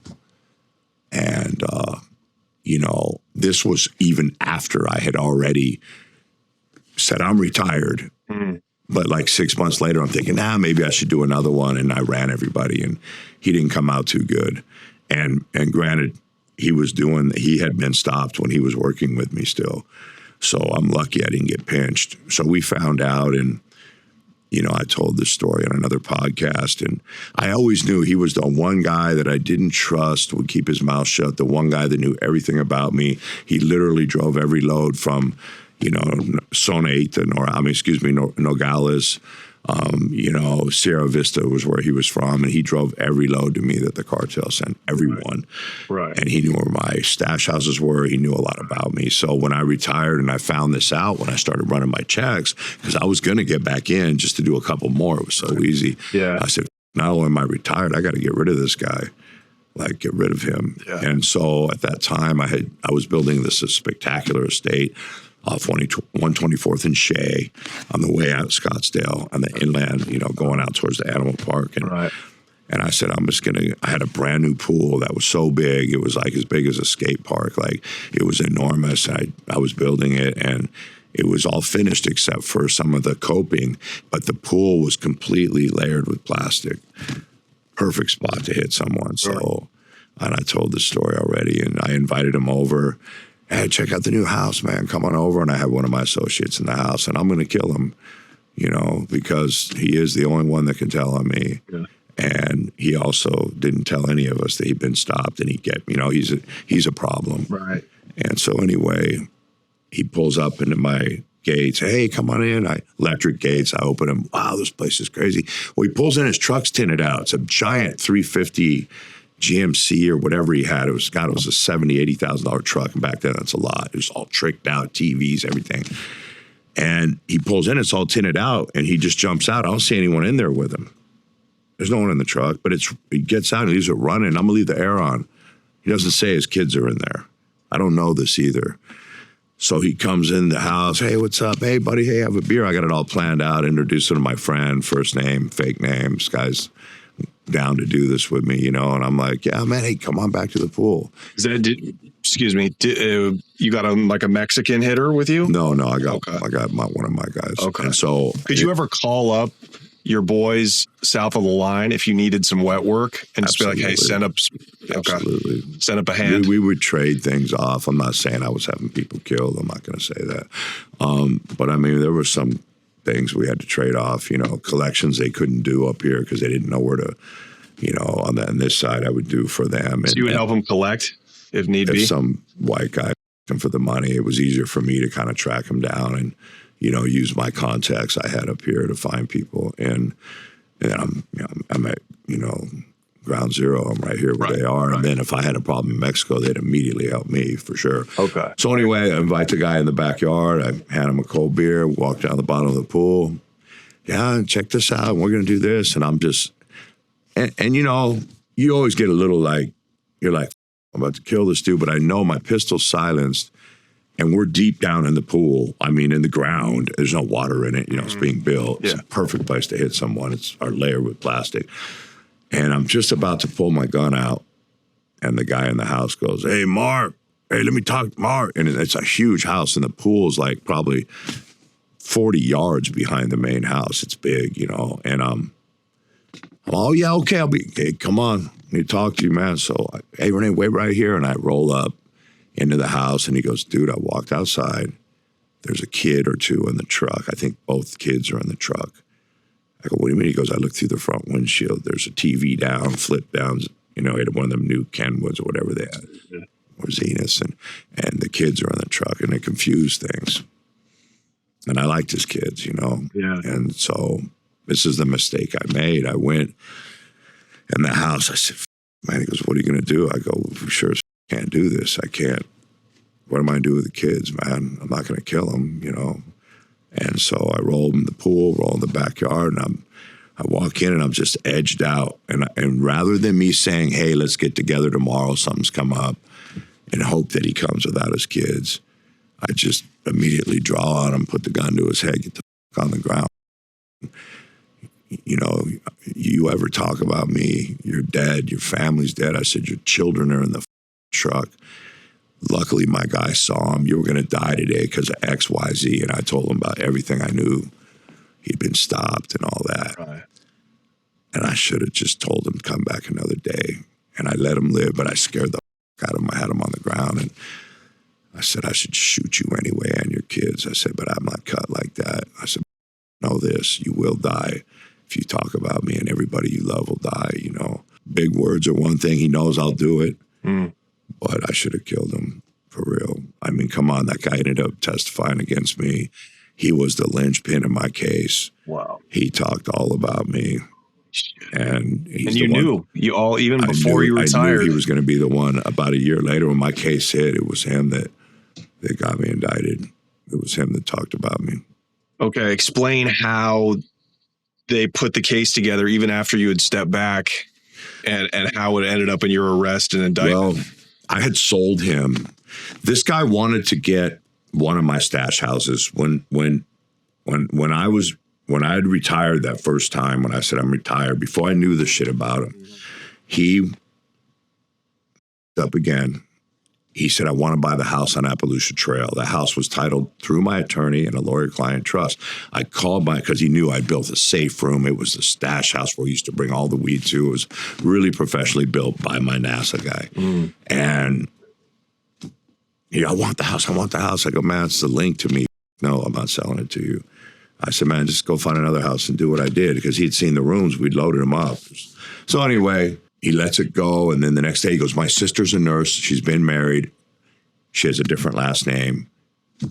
Please sell me the house. So I call my lawyer and I go, hey, Sheldon, this dude wants to buy the house. He's the guy that the cartel sent. Because my lawyer was in on all this shit, laundering my money. And he goes, man, he can't be in his name. I go, I just told you his sister. It's his sister's name. She's remarried, different name, and et cetera. And he goes, I don't care. I go, but he wants to move in. Well, you better tell him he better have it switched then within a month and better not run a load through there. Sheldon Scheumann, this piece of shit rat. And he goes in the house, disobeys the order, and runs a load through it. And they go in, but they don't catch him with nothing. They kick the doors off the hinges, but in the fireplace, they find burned up ledgers. They find some wrappers of weed. And I don't know if he ran a load through there because they didn't catch him with one. I'd given him 30 days to put that in his sister's name. I said, after that, I don't care what you do. But he violated there too. So it was a multitude of things. And they kicked the doors in and shot concussion grenades through the windows, caught the carpet. I had remodeled that house. One of my projects, pay $250,000 for the house, put $100,000, $150,000 in cash in it, just make it super nice, and then flip it and look like a real estate genius. Yeah, I just can pick real estate, but little they know I'm enhancing the house intensely, to make it worth more. But, it was just, that guy was he was the black sheep of the crew, none of us would have been caught. Okay, but how did that lead to the indictment? Well, the DEA now calls my lawyer. Hey, Sheldon, we noticed this house is in your name. You have a tenant, Rene Olivares. What do you know about him? He goes, I don't know. I had a friend of mine put a index card at a store, rented a house for rent, and the guy came in and asked, filled out the paperwork, rented the house. I don't know him. He's playing dumb. Okay. Now, flash down the road, this guy's getting caught with samples. Rene? He's the one that got caught with the samples. Right. So, when you say sample, what do you mean? 100 pounds of weed. Okay. Got stopped at the border, because they couldn't hold him. They couldn't hold him on that. They didn't have anything on him. 100 pounds? No, he bonded out on that. 100 pounds is nothing. He made bond on that, and they couldn't hold him for nothing on the house. Because the house, that's what got him onto him, was when they found the ledgers. Apparently, they had watched somebody he'd been talking to and missed him at the house, got him later, started surveillance on him, and he was just the weak link. Okay. And, but that sample he had been caught with before he rented the house and never told me. Right. Okay. You got to understand that. The correlation, the timeline is that. Okay. Remember, because I'm retiring, I'm done. I don't know he's been caught with this sample. He wants the house. And so I'm like, go ahead. And I find out about the sample and the money later. Right. And, this is 4 months after the house has been kicked down and burned up. And I'm like, dude, I don't really want to work with you. And you got heat. Oh, nothing happened behind that. That's what made me run him. So you ran him again. There you go. And then I said, I'm going to run everything on this guy. And it wasn't just that. It was a lot of other shit. And so, the sample, the crossing the border with over $10,000. And, with every crew, like it was funny. Like one of my friends, one of the big Thai smugglers, was asked by his probation officer when they did a pre-sentence investigation, and they said, you know, I think it was my friend Blackie. They go, would you ever run drugs again? Would you ever get in the business again? And he goes, no.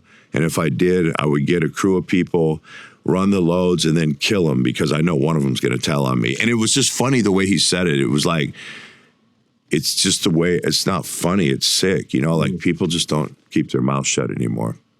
So you ran a load after he had been pinched, bonded out. Oh, no, I never worked with him after that. I had I'm already trying to retired. figure out how they got all this evidence to arrest him, and then he flipped on you. That's my question. He gets caught. The house thing happens. He's brought heat. He gets pinched with that sample, the 100 pounds. He gets stopped at the border, over the limit, 10,000, bonds out.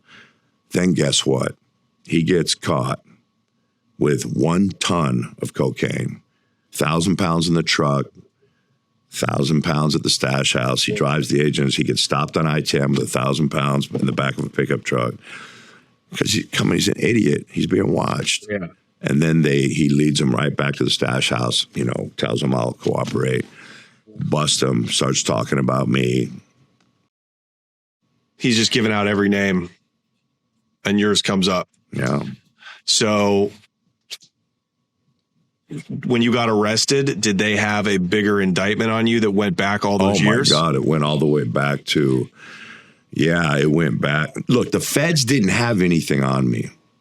I know for a fact the federal courts, whatever, the DEA office in Scottsdale and San Diego said they don't have nothing on me. They didn't even know where I lived. You know, they never even knew where I lived. I mean, if you don't even know where I live, you probably don't have that good a case on me. And they passed on the indictment. So this charging hard Billy Rosen, Arizona state prosecutor, is the one that came at me. And finally, that article I showed you, the $1.7 million man, she comes at me with a state prosecutor. State prosecutor. The feds passed. Oh, don't worry, it'll turn federal real quick here in a minute. So she puts a $1.7,770,000 bond. Hold on, you get almost arrested? 1.8. Yeah, no, she arrests me in San Diego. Okay. At a post office because I have a legal business called Kitty Vac. I invented my ex-wife's boyfriend invented a hooded litter box that you can't smell. It's one of the best pet inventions ever. I picked it up, gave them a percentage, brought it to market. It was the #1 touted pet product in the whole Consumer Electronics Convention in 2002. Like I said, I'm an entrepreneur. I'm going to retire on this cat box. I send 5,000 units to the Home Shopping Network. Roy Spear, the owner's like, you're going to be a zillionaire. This thing's unbelievable. Just the replacement parts alone, the filters, the scent bars, the glazes. Long story short, I had a legal business going. Yeah. And when I went to the post office, they called me and acted like, hey, like they worked there. And they said, you have a package. Because I was getting packages from Costco. I was setting this up with every big vendor, PetSmart. Like we literally had just sent 5,000 units. They were going to sell them in a week. And that's when they grabbed me. They had just reached Florida, Kissimmee, Florida. They arrest me. They call me down to the post office. Who's they? The DEA, the NTF DEA. They call me down to the post office in San Diego and Encinitas, where I'm from. Hey, you got a package down here. I'm like, oh, I'm on the freeway. I'm like, yeah, I'll come down tomorrow. And it wasn't Art, the guy that normally worked there, but I didn't really pay attention. The next day, I go there with my best friend, Trevor Christ, another great pro surfer, pull up in my Suburban. They've been posted up all night, all day, waiting for me to show up.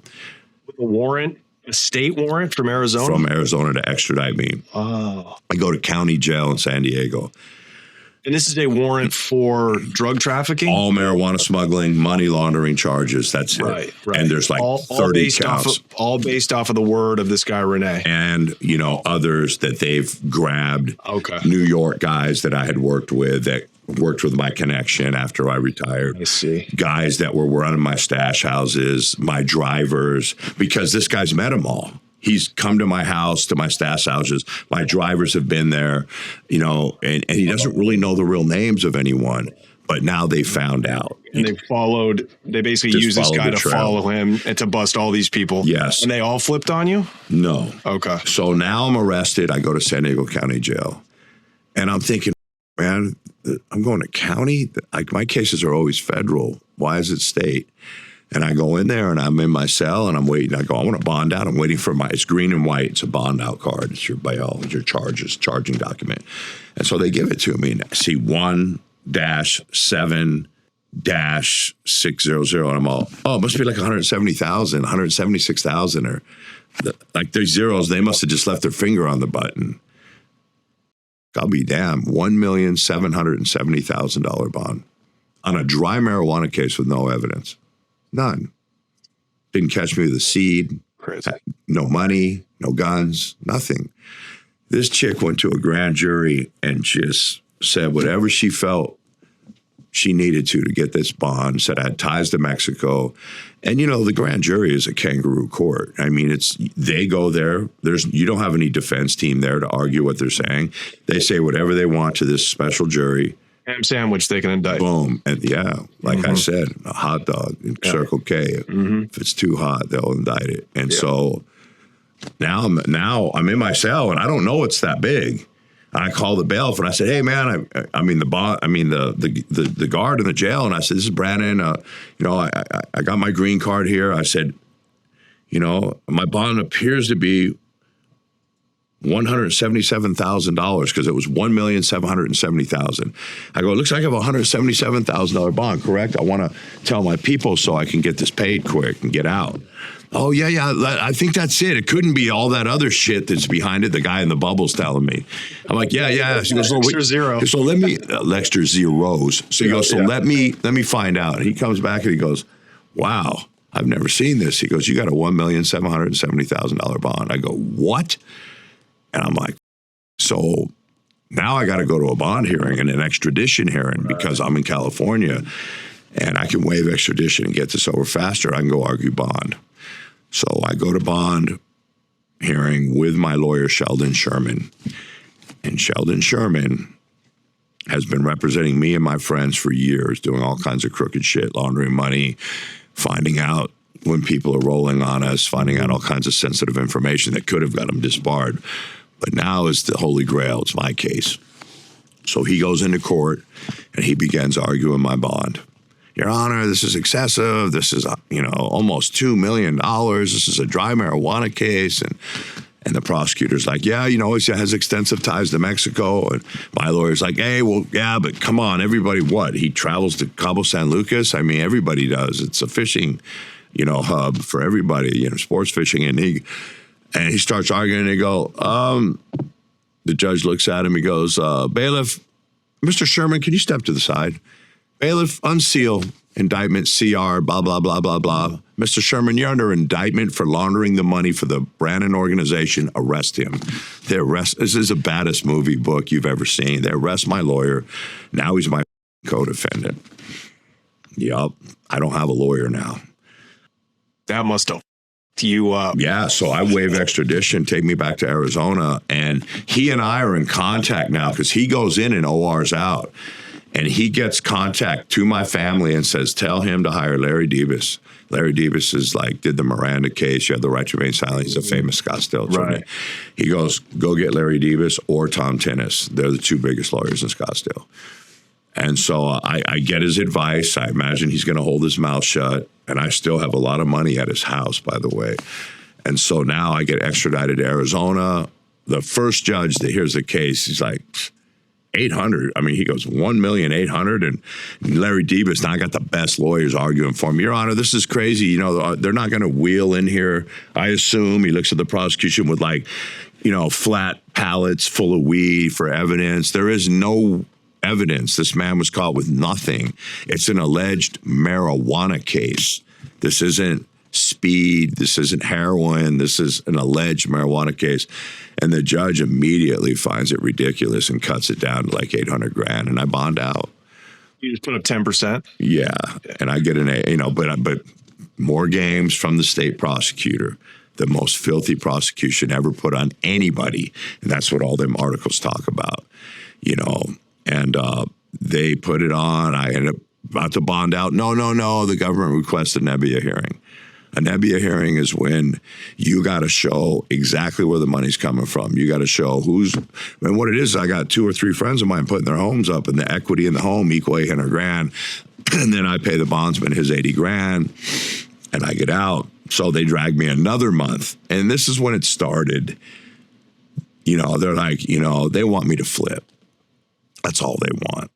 And so now I bond out, and the judge says, yeah, under this, Steve Sheldon was the judge, because I grant him permission to go to California, where he's from, Arizona for his hearings, and Nevada, where his family lives, his parents. My parents had moved there after they retired.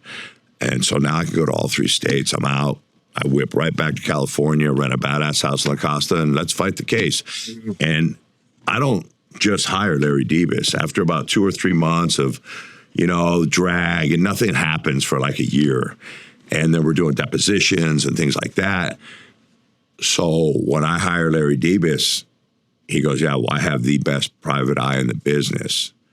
And he's another $50,000. And he's a fixer. His name's Robert Owens. He's a fixer. He's not a fixer. He's a dual agent for the feds. He's a dual agent working for the prosecution forces. He's been doing it forever. This is where it gets insane. So I meet this guy. He seems slick, good talker, slick talker. All right, so he's going to run depositions. My lawyers tell me, man, all the people that are going to testify against you, he's real good. He does his thing. So Robert Owens actually has an office with the other biggest attorney named Tom Tinnis. And he convinces me to hire Tom as well. Tells me Tom's better than Larry. So I give him $100,000. Now I got a $250,000 dream team. And they are the best lawyers over there. But that PI, unbeknownst to me, is an ex-felon who was arrested 10 years prior on charges. He was a paramedic working in the back, stealing rings and jewelry off the dying elderly, anyone that was back there. Like literally probably taking the gold out of their teeth. Like just a piece of shit. Scumbag.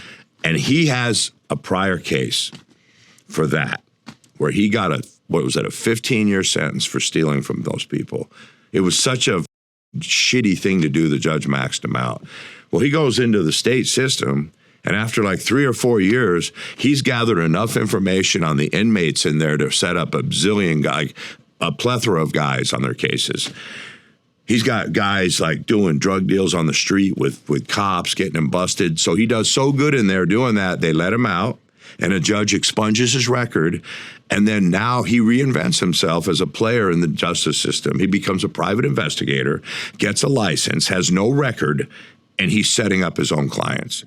Look, there's a 5-part series in that envelope. That should be illegal. Illegal. It's the biggest breach of the 5th, 6th, and 14th Amendment you could ever find. That's lawyer-client trust. He's under the trust. So anyway, I have a 5-part series in New Times where he does this, newtimes.com. Paul Rubin did it. He's just set up all of his clients. He's setting them all up. He's setting everyone up and stealing their money, telling them, oh, give us some cash, we'll do this, pocketing money. He just like you've never seen. So you got to understand, I don't know any of this about his history, but these lawyers know. They know everything about him. Yeah, Larry Debus and Tom Tinnis. So I eventually filed a $5 million lawsuit against them, the cops, everybody, but that's down the line. So I'm going to court. And the prosecution's not giving me any play. It's you're going to snitch or you're going to do life. I go, what do you mean life? This is marijuana charges. My lawyer's like, you, we're in the hallway. I'm like, you know, I'm not snitching. No way. And this is never going to happen. And the evidence they had against you at this point was the testimony of Renee, the word of Renee, the main driver, the conduit between you and the cartel and your buyers. And anybody else? Collaboration that they've found of just me having so much money. They've indicted my lawyer. They see the trail of money. They see the homes. They see people whose names the homes are in. They've indicted them now. That, you know, and there was enough smoke there to where they see money grab. We're going to get all this shit he has. And I had, you know, a lot of properties and they were under lawyer-client trust or other people's names. And now they've put the dots together. They've got the money trail, but they don't have any cash. They don't have any drugs. They don't have any guns. They don't have any recordings of me. They have nothing.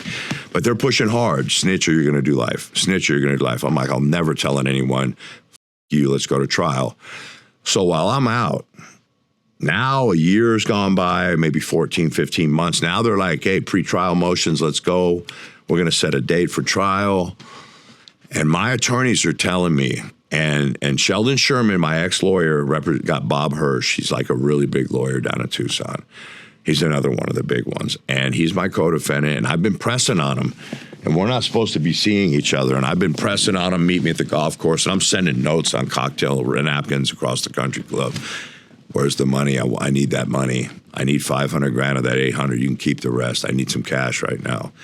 Give me my money. Wait. You know, it's really hot right now. I got to put away. And I'm like, I got tired of hearing that. And my lawyers are telling me he's going to flip. I go, man, that dude ain't got the balls to flip. You know, I got a history. He knows how I am. And, you know, he's gotten me out of an attempted murder case where I damn near killed a bouncer in Club Diego's. And, you know, I have violence in my history. So it's getting close to trial. They keep telling me he's going to flip. And the prosecutor's pushing, and it's getting ugly now. She's put my bond back in the computer, got me rearrested. Oops, sorry. She's in the beginning stages of my case. They raided a storage garage. When they got me at the post office on the initial arrest, I had a receipt of paperwork on a storage garage where I had an AMG 500 Benz in there, brand new. I had some bulletproof vests. I had all my paperwork, and in the paperwork, nothing illegal. The vest is illegal if you're a felon, but they weren't tripping. But they found a file cabinet, and my son was born in Mexico, and all of his paperwork's in there. And I had just put him in first grade, and he was really shy. And they immediately said, oh, that'll push his buttons. We can get him to snitch. So they kept all the paperwork. I called the DEA, Agent Struble. I call nobody does this. I call, hey, let me talk to Agent Struble. Who is it? It's Mark. He'll know. And he gets on the phone. Yeah, who's this? Mark Branon. Whoa, I can't really talk to you. I go, look, dude. Give me 2 minutes. You went in the storage garage, and you found the bands. Big deal. You got the paperwork. I had to pull my son out. He's born in Mexico. I have no paperwork saying who he is, and I need it back. And it was like, oh, yeah, if it's there, we'll give it to you. Never. And now you're taking shots at my child. You know, they've threatened my mother and father, made my mom faint, said they're going to come tear their house up. Like my parents had anything to do with my business. Like that's like amateur hour. And they put my bond back in the computer, got me rearrested, driving down the freeway. Oops, they clear it up after a couple of days. Sorry. You know, it was just. They had a hard on for you. Yeah, and they just couldn't. Playing dirty. Yeah, and so now it's like 2 months before trial. My lawyers are like, hey, it's like 70-30. We're going to win this, man. This is still the state of Arizona. Still the state of Arizona. It's almost at a year and a half now when this is happening. I've been out on bond. Right. And that prosecutor puts an additional charge on me. Serious drug offender carries a mandatory life sentence in Arizona. Serious drug offender is a charge reserved for people making fentanyl, methamphetamines, heroin, like drugs that just absolutely kill people. And she puts it on me. And my lawyer tells me, he goes, wow, that's a heavy charge. And he goes, I'm still worried about your attorney. The next week, I get the phone call. Now, remember, he's out on OR bond, living in Rancho Penasquitos. I'm living in Santa Fe on my $800,000 bond that I've now gotten down to $400,000 because I've been showing up to all my court dates. Right. That's how little they think of their evidence. And my lawyer calls me, Larry Davis. He says, your chances of winning went 70-30 your way to 70-30 their way. Sheldon has announced he is going to flip. He is going to work for the government and testify against you. I said, how the f can he do that? He represented me in the first stages of this case. Yeah. He was my lawyer. Yeah. He goes, they're going to use the crime fraud exception. It's a very rarely used statute that allows him to testify against you, and he can plea out to a probationary charge and get out and not do any time, but admit guilt in certain areas of the case. So they have laws that can break their own laws. 100%. They're rules that can break their own rules. So why even have the rules, the attorney-client privilege. God, I hate this system. It's unreal. So now the shit gets heavy. Like, I'm so mad. And I put the prosecutor under surveillance. This is the lesbian. Yeah. Tell us her name again. Billy Rosen. They call her Billy the Bulldog Rosen. I retired her. So anyway, I know where she lives now.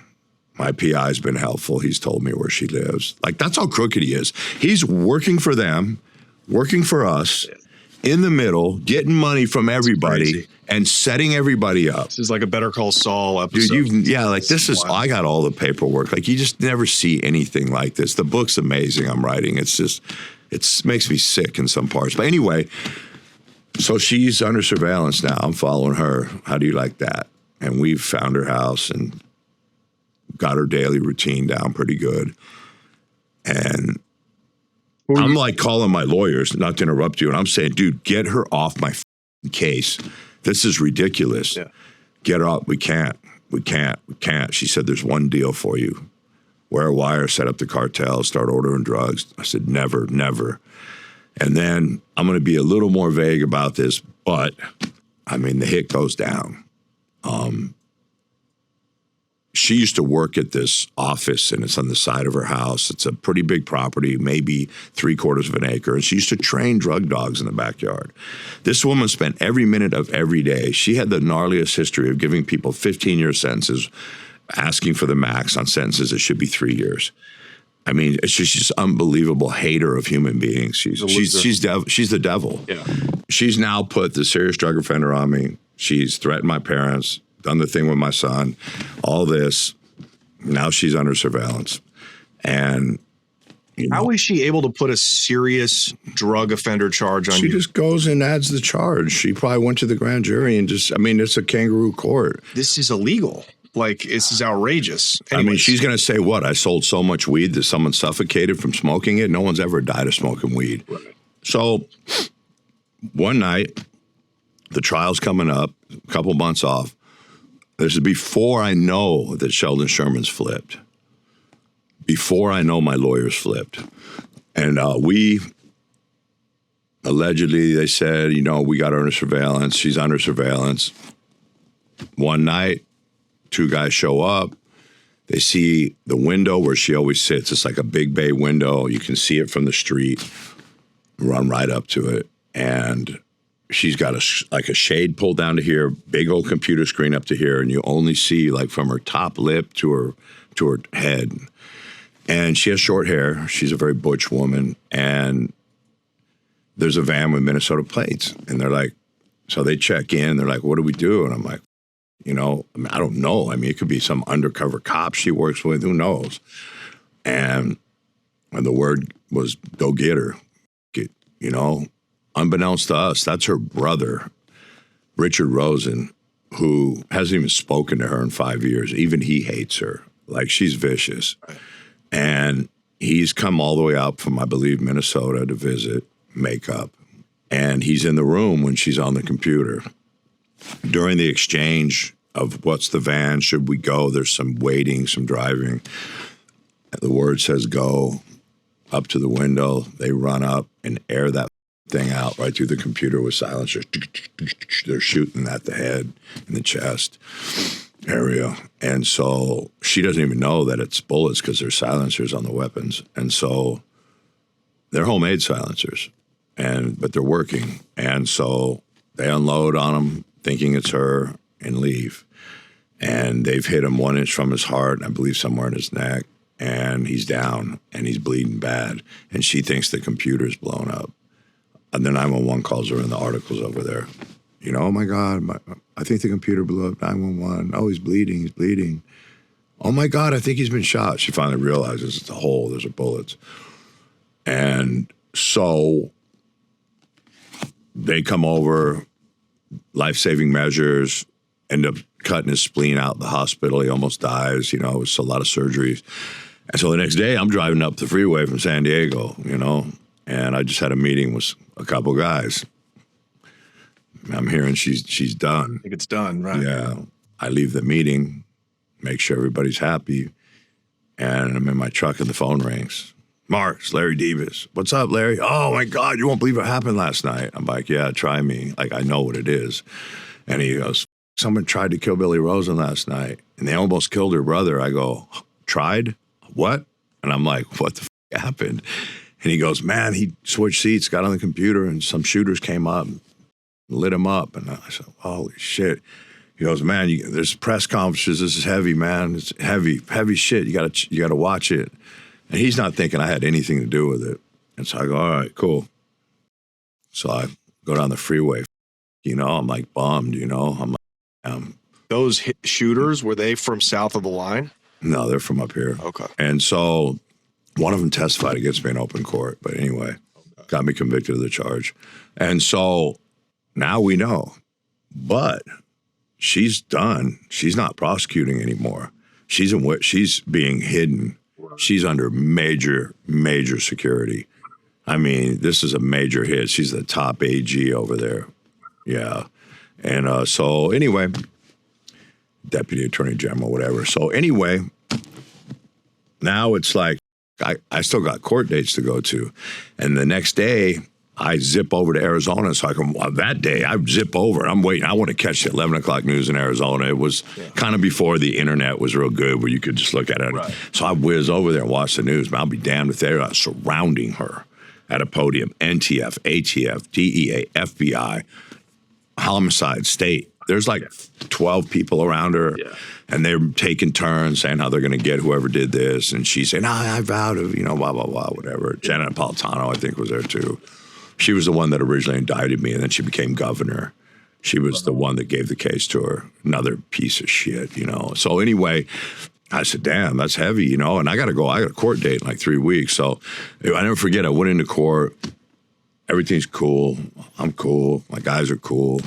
None of the charges have been dropped, though. No. But now they've got to change counsel. This buys me more time, and now I can get a good prosecutor, or it couldn't be a worse one.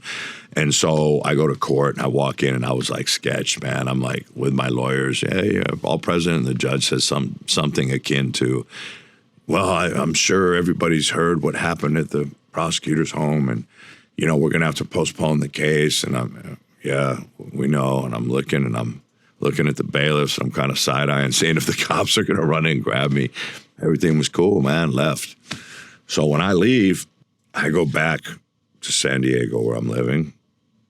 2 weeks later, my lawyer calls me, tells me that my lawyer's flipped. Sheldon Sherman, my original attorney who argued my bond, who's now my co-defendant, has flipped.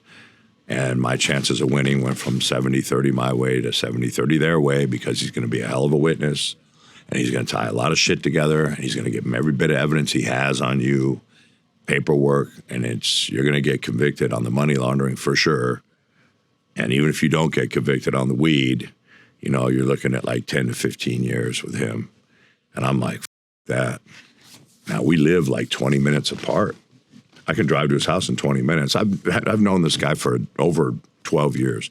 He's gotten friends of mine out of prison. He defended me on the attempted murder where I crushed that bouncer, almost killed him in a nightclub at Diego's. And, he got me out of that. He's done things for me. He's almost like family. Yeah. And I mean, I know his family. I know his wife, his kids. And so when I hear that, fuck it, it's go time. Let's get his ass. And now I'm pissed. Now I've gotten paperwork to leave the country. I'm going to Ireland. I've got really big connections down there. I got great passports. I got a great place to go stay. Like a really, really wealthy place, giant horse training facility, equestrian facility on like 30 acres. I can live there. No one will ever know where I'm at. And one night, the shooters went by his house, kept going. I was told, and he wasn't there ever. They're literally in his backyard. He has a big house with a giant yard, trees. They're in the yard watching the wife and the kids. He's not there. They go back once. They go back twice. They've been there 3 times. On the third try, there's neighborhood watch signs up and down everybody's yard. And these guys are out of the area, lied to me. I told them, drive your own car, put paper plates on it. It's registered to you. No, these dumb go and get like some beat up G-Wagon and drive it into this neighborhood. And the third time they were there, the neighbors call. They catch these guys with ski masks, ropes, guns, you know, and Sheldon was going to get it, you know, and they get arrested, and now they're down in San Diego County Jail, and I get the message they're there and they need help. No problem. Call my dirty PI. He's been doing everything. My PI has already told me, and he's done this many times, that he is going to bug the jury room on my state trial because he's always in there. He's so in there with all the cops. So I know at trial, when they're deliberating, I know if I'm guilty or not. And then I can run. That's how much I had this locked in. I was moving and shaking. And I'm digging it. You're thinking, this guy's a fixer. Like, I'm like badass. And where does this informant, where does it? I know where my rats live. I know where people that are going to testify. I mean, who knows where this would have stopped? I mean, I do not like getting snitched on. So I tell them, hey, they got the shooters. I say they got 2 guys in custody in San Diego. I need you to drive out here immediately or fly out, go there, visit them with your PI credentials and tell them to chill. Tell them go 1 hearing, get your bond reduced. Their bonds were only like 40, 50 grand. Get them reduced down to like 20, 25. I'll bail both of them out. Tell them they're cool. I got them. It's nothing but burglary charges they can even think they're doing. So they can't give, even though they found guns and ski masks, they can't say it was a hit. Yeah, not at all. Yeah, because they don't know. Yeah. You could take a gun to a burglary. Exactly. So my PI panics. Instead of going down and doing that, he goes to the cops and says, I have knowledge that Branon did the hit on the prosecutor, and these are the guys that did it. Because when I called him, I said, look, you got to get these people out. I need to talk to you. So as soon as I got him near me where I could talk to him face to face, I said, you got to get these dudes out. They're linked to that shit. I mean, he showed me where the prosecutor lived. He was in on it. And I said, just get him out, talk to him. It's cool. We're all cool. Like, I don't know what he thought. So he goes to the cops and tells them, yeah, these guys were going to kill Sheldon. Actually, I told him, I said, kidnap him, give him to me, 20 grand. I want to take him to Mexico with me and make him, his brother, bring me the money. I was like on one. And if not, you can't get him quietly, kill him, you know? Right. So he doesn't go there. He goes to the cops, tells them everything. He says, oh, you know, he was asking me to check on a silencer because one of the silencers came off one of the weapons en route back to the car from the window. It snapped off somehow. You know, it's kind of a crazy night hit on the prosecutor. So they had that. I had asked them, check that silencer, call your police contacts. Is there any DNA? Is there any prints on it? Because I knew I had cleaned him good. But I don't know what they did, you know, and everything was cool. Like he was that in on it where he was giving up, you know, secrets that the cops had. I knew they didn't have anything on me for that. And so instead of going there, he goes to the cops, man. Next thing you know, they go down to county. Those guys tried to hold their mud. Yeah, we know. Branon told us everything. He told us you guys did it. And they said, well, I don't even know what he's talking about. Man, that's a prosecutor you guys shot up over there. It's serious. You're going to get life. You better talk about him. And they didn't talk. And then the second time in, they went in and made up some more shit that the PI knew, that we know this, we know that, because I had to tell him, like, hey, dude, this happened. Like, he had no idea who, like, I would never mix people in something that serious. But now it's go time. You got to get these dudes bonded out. You need to talk to them and let them know I got their back. He went the other way. And then now the feds are like, yeah, this dude's doing too much. And they dropped a new indictment on me. They picked up all the drug charges and re-indicted me federally. And now they're coming with murder for hire, use of a firearm and a crime of violence with a silencer, blah, blah, blah, blah, blah. 2 murder for hires, you know, just cooked. Yeah, all the weed charges, all the laundering charges, all the gun charges. And now they come down and man, they don't just take me down. I'm living in my house in Rancho, and I got my mom there visiting for a week. Right. She loved her grandson. My wife and I are having her there. And this is still the big house in Rancho? No, it's not a big house. I mean, I rented this one after the Costa house. After I bonded out, I rented another one. No, this wasn't my really nice. Okay. They've already seized or I've moved out of most of the properties they knew of. I've either sold them or they've seized them. Okay. And so now I'm in rented properties, nice ones. But now I'm in Rancho Santa Fe, and they waited till I was going to drive my mother back to Vegas that night after staying a week. I was in her minivan. I got my luggage in there, and I'm driving her back. And the crazy thing was, and I've told this in other podcasts, like I was alone many times that week at the beach in my surf trunks. You know I'm not armed. I'm just paddling out of the water. Like you could have took me down by myself, but they didn't. They waited till I had my mother in the car. The van, the CHP pulls up behind red light. Mom, I'm joking. Like, are your plates good? I know they are. And pull up, keep going till the corner. Pull into that gas station, and they make me go. I think it's a mobile station right on Via de la Valle, right there where you come out of Rancho, right into the racetrack. And I pull in there, and here they come, like just tons of feds with like MP5s and shotguns and pistols. Get up, hands out, we'll kill you. And, you know, my poor mother, man, she's just huddled up like a little ball on the right side. And they're like, show your hands, show your head, we're going to shoot. And I'm all looking at her, and I have my hands out. Mom, man, they're going to kill Mom, look at me, baby. Please put your hands out. Just please get your head up. They're going to kill you. And, yeah, they took me down right then and there. But I don't know. I get it. You know, they wanted to be safe and knowing I'm probably not going to shoot it out with my mother in the car, which I wasn't going to shoot it out anyway. I wasn't even armed, you know. I think they're going for maximum psychological damage. No, for sure. That's what they're going for when they do something like that. Yeah, but that's now I'm in with no bond. Yeah, you're in the shit now. And now they're giving everybody deals on that state case. Mm-hmm. Everybody. I've already told my crew. I found out they were on the sealed indictment that was coming on the state. I've got my drivers, my load house guys. I got everyone in Mexico, and I've given them money. I said, stay down there and don't come back. I'm going to deal with this. And they're like, what are you going to do? I go, I'm going to deal with this, because I knew I was going to get into it with this prosecutor, and I knew what I was capable of doing. Like, you know, I just couldn't believe they would my family like that. They should have just come to me and threatened me and done all that. You should never involve people's families, because especially me, I'm really close to my family, and, you know, and I'm very protective. And, you know, I'm learning to lose that. Otherwise I won't make it out here. And I'm doing good, man. Yeah. I've been out for a while now. So what follows next is a life sentence? 60 years I end up getting. I go to trial. Everybody now on the other case has been given sweetheart pleas. That guy, Rene Olivares, that got caught with the weed samples, with the money coming across the border, with eventually a ton of cocaine, 1,000 pounds in the truck, took him to... He snitches on so many people. A ton of cocaine, that's a life sentence for you, me, and all our families.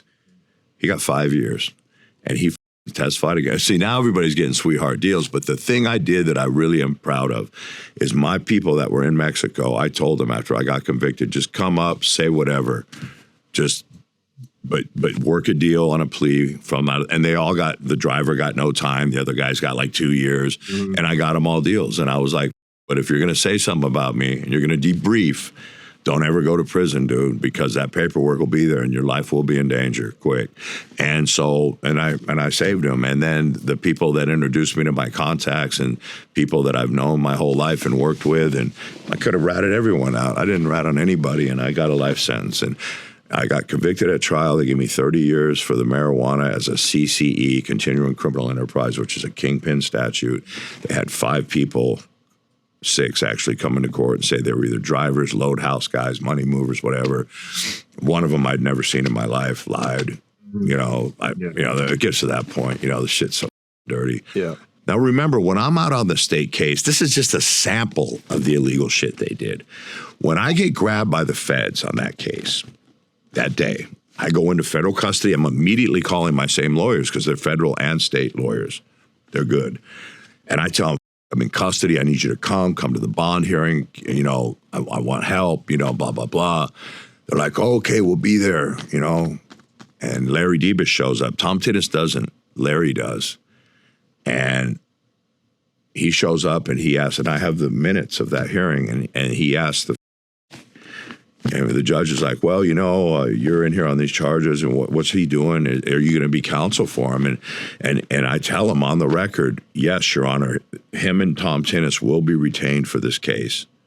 These are going to be my lawyers, quote, unquote. Okay, how do you intend to pay for it? I go, I have some land in Cabo on myself. Well, the court wants to know all about that land. No problem. If not, I'll have my family pay for it. I smile. I'm cocky still.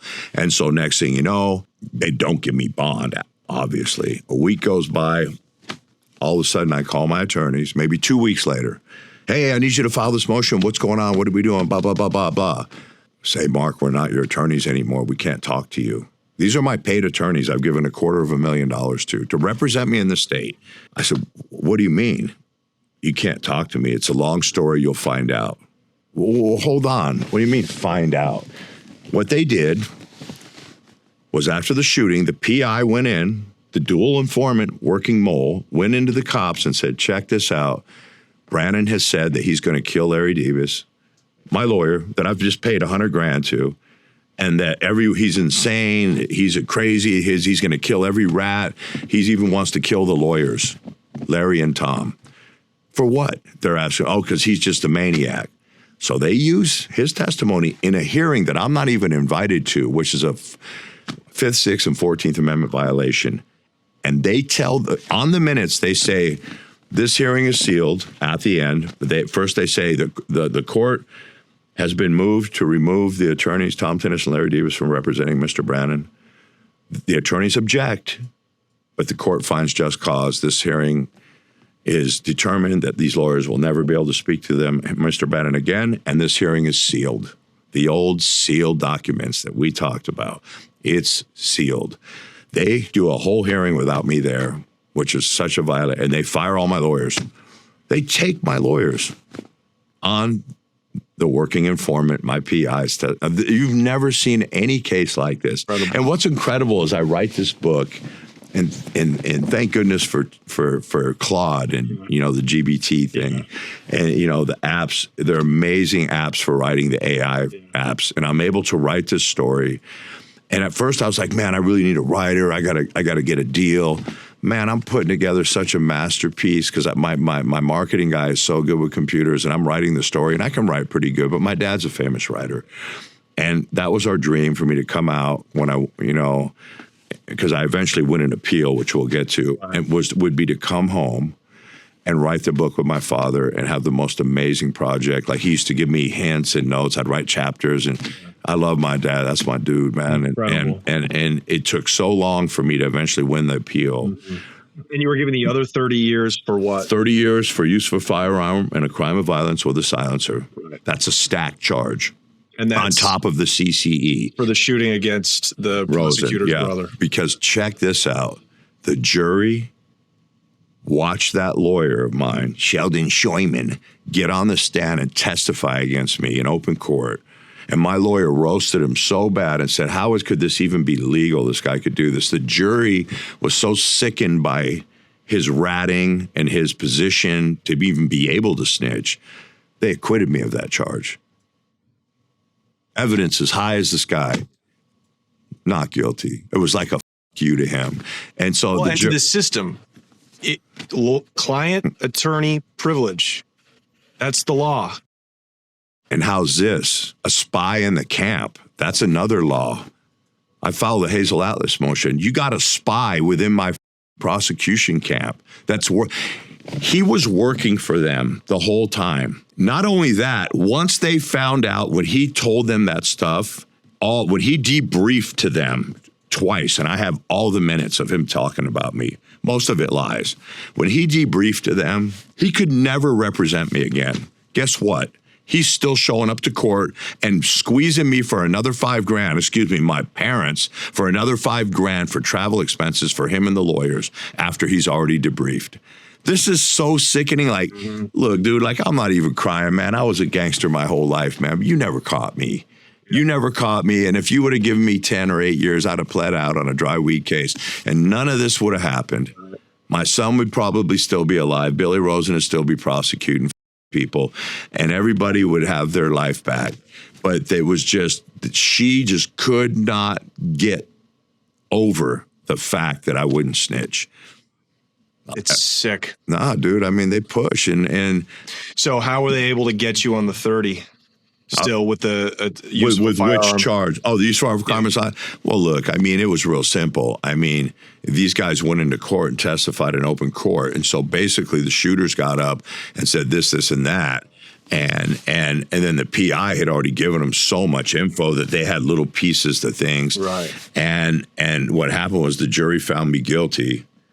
And when they found me guilty of that charge, here's how I got out of prison. This is the way the world of karma operates. I'm not a very religious man. I believe in karma.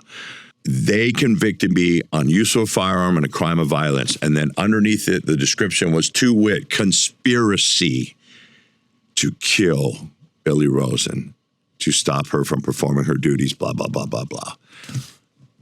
20 years later, I've been in custody, 18 years later. Actually, the Johnson case came out 17 years later. The Johnson case comes out. Johnson was acquitted. His charge was overturned, 924C-E. He had a sawed-off shotgun under the limit. He never used that shotgun for anything. The Fed set him up. He got caught with a sawed-off shotgun. They charged him with a crime of violence. Where's the violence? He only possessed the weapon. He never shot anybody. He never threatened to shoot anybody. That's where it started. That's where the 924Cs started getting attacked. And I don't want to draw out all the legal jargon, but eventually I saw that case. My good friend Jimmy Hodge said, Mark, he yelled over when I was in Lewisburg, SMU. And he goes, man, you got to see this case. This is you. You got to do this. And I said, man, I didn't understand it. How? The prosecutor's brother got shot. How is that not a crime of violence? You don't get it. I couldn't get it at first. But the thing is conspiracy. The conspiracy clause was under attack because under the residual clause of the 924Cs, every one of them, it says, in certain different wording, but basically it says any crime that creates a substantial potential risk of harm to another. Vague. As vague as it can get. And then the elements didn't match up with the judge had to take the elements clause. And it was there was a list of litany of things that actually made the Supreme Court eventually deem the residual clause as being unconstitutional. It went from Johnson. I had to win DeMaya. I won that case. I had to win Begay. I won that case because it applied to me. And then they finally said, you know what? The circuits were split across the U.S. Half of them said my type of 924C should be overturned, and half of them said it shouldn't. So they did what's called cert on the Lamont Davis case. They granted certiorari to take Lamont Davis case to the Supreme Court and decide this once and for all. And when that case won, I was in the shoe, as always, in Beaumont, and a cool-ass screw, a lieutenant, came down to my door, and I kept asking him, they were playing games like they always were. Dude, I did 7 penitentiary transfers in 5 years from the shoe. I was busy. I had too much power. And they came to my door, and he was the one that handed me the decision because I couldn't get it from the library. Wow. And I turned around in my cell, and at first I thought I lost because I started reading it so fast. And I said, and he goes, what happened, Branon? Like, this guy's kind of rooting for me, like they were cool with me. Most of them don't like me, but the ones that are about their business respect you because they know you're solid, And when I finally read it twice, he came back through and I said, I won. I beat the case. And now I know I'm getting the 30 years off me. Now I have to get resentenced just for the marijuana charges and the gun possession, which I never possessed a gun. My indictment, my verdict was crazy. Okay. Like there was things they acquitted me of that I was flat out guilty of. Yeah. And they convicted me of possession of firearms, which you didn't catch me ever with a gun. Never. No money, no guns, no phone calls. So at the end of the day, so the 30 years for the conspiracy to have the prosecutor whacked is thrown out. Because you got your lawyers, your appeal kept referring to these new cases that were I did that appeal. I had no lawyers. I did that myself in the shoe. I learned the law. And so you studied these cases that had gone to the Supreme Court that applied to your case and used them to get for your arguments. Okay. And then at the 30 years for the weed, you basically ended up doing Fed time. No. 85. Here's what happened. And you're right. You're on the right path. The 30 years comes off. Now I get a reverse and remand. Now you've got to resentence me on the marijuana and the gun charges and the money laundering charges. Right. Okay, well, now it's been 18 years. Marijuana is now legal in 20 states, medicinally legal in 30. Right. And it's exponentially growing. So I hire a lawyer to do my resentencing. So I go back to Arizona. It's COVID. I'm stuck in MD and the U.S. Marshals hold in Florence, Arizona. I'm stuck. They're not doing live hearings. And my lawyer's drafting this. He goes, man, he's asking for 20 years, which is the minimum mandatory on the CCE.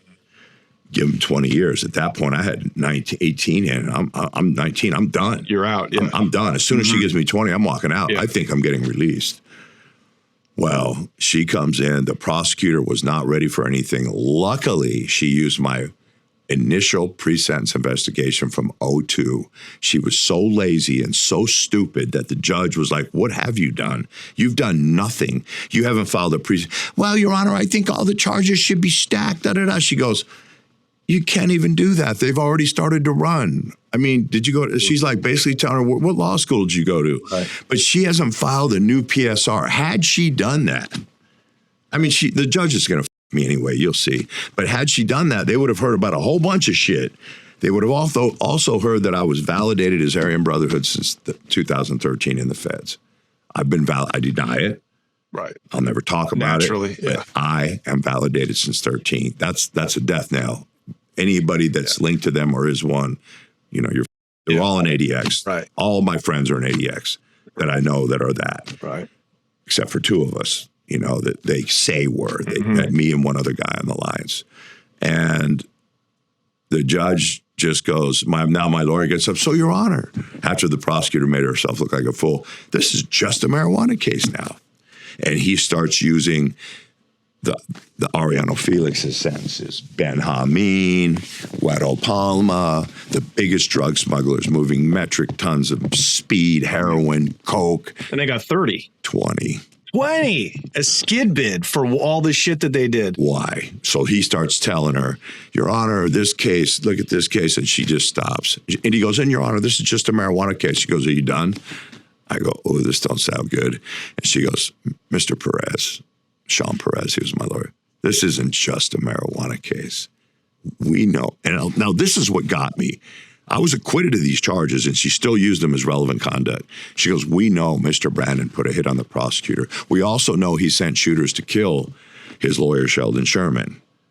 But luckily, he never showed up. And this isn't just a marijuana. And you don't know what happened in those other cases. You don't know the context of their sentencing, basically saying they ratted, which we all know they did anyway, because that's what they do. And then she hit me with 27 years. But luckily, back to big Donald Trump, he had just passed through Jared Kushner, his son-in-law. Jared Kushner's father had done time. He saw how bad the conditions were and how they mistreated prisoners, and he got the first step back passed, which was a beautiful law. I was able, because I'd been in the hole so long, and I hadn't had any charges against me for that time, 40 years from my first case in 85, 35 years, that I got to do the outpatient drug classes because I would never go into RDAP because there's a bunch of hideout rats in there. But we did them from my cell in lockdown. We would walk down the library with 11 guys, do the class, come back to our cells. And I got a year off for that. I also got an extra 1.5 years on a halfway house. And I got out. I got out after doing 22 years. Yeah. Congratulations, man. Yeah, it was amazing, dude. But it's not just that. 30 days before I got out, they gaffled me up, the SIS, and went to lock me up in the shoe again. So I thought, I had just got into it. One of their cops, the CO, we got so heated. He said, let's go in the tank. Well, you could fight a cop in there. I went in there. He bitched up, and I started having issues with some cops. So I think they're grabbing me over that. They're not. They're walking me to the shoe. They take a left into R&D. I'm all, what the I think they're going to jump me because I had been getting into it with this cop. I threatened him. We went in a cell. He bitched up. He wouldn't come in. Made him look bad. Made them all look bad. Wasn't that. They take me into a room, and they're like, sit down. I said, I'm not sitting down. If we're going to fight, I fight standing up. And they had an MMA guy in there, Hagee. He's cool. He was actually a cool CO. I said, I ain't letting you get on me. We're going to get down, but you ain't getting me in the seat. They said, it ain't what it's about. They said, a gung-ho AUSA in Los Angeles wants to talk to you. I said, I don't talk to cops. And they go, man, he's going to pull an indictment of RICO on the brand, on the Aryan Brotherhood, and you're going to be in it for the murder of Snow, this decapitation, vicious murder in 13. That's what sent a bunch of us back east. They took us all out of California, locked everybody up. Were you at the prison when this guy got decapitated? Absolutely, I was, yeah. Yeah, it's a long story. I can't get into it. Anyway, so they're talking about, they're going to indict. They want you to flip on the murder. I said, I've already given a full deposition for the defense team for Milton Huff and Sam Mertz. Those are the two defendants. And they're friends of mine. And I've already met with their lawyers when I was in Lewisburg, SMU, and gave them a full deposition. So now you want me to change my story and make some shit up and tell on them? I guess I'm going to do the rest of my life in ADX. And I can tell you this. They approached two other guys that I knew really well, tried that same shit, and they fell for it, and they ratted. guys I never thought in a million years would snitch. And when I went to get released 30 days later, I thought for sure, I'm sitting in that holding tank, I thought for sure they were going to come grab me. That's a sick feeling when you've been already done 22 years. Sick. I mean, you can't, it's indescribable. But I can say this, once again, I held my mouth and I'm proud of it. Karma. And I'm here now and my life's coming together. And, you know, I don't want to sit here and talk like, oh, this, that, I'm all this. No, I'm honorable, man. And that's a good thing to be proud of and brag about. I'm honorable, but check this out. Now, I don't know what's happened. I get released and I go to a halfway house in LA, a shithole. And I go there. I'm not even from there. And I have some ups and downs in there, but I'm about to get out of there. And it's like, it was the Friday after Thanksgiving. What year is it now? 6. In 23. It was the Friday after Thanksgiving. And I got to know, because I've been calling the death penalty lawyer, a guy named Mark Donatelli. He's handling that killing, that case, that RICO, because I'm still not out of the woods. Like they're saying, my lawyer's like, man, they're just going to grab you out of the halfway house. You're still in custody. Yeah. I called Mark Donatelli's office.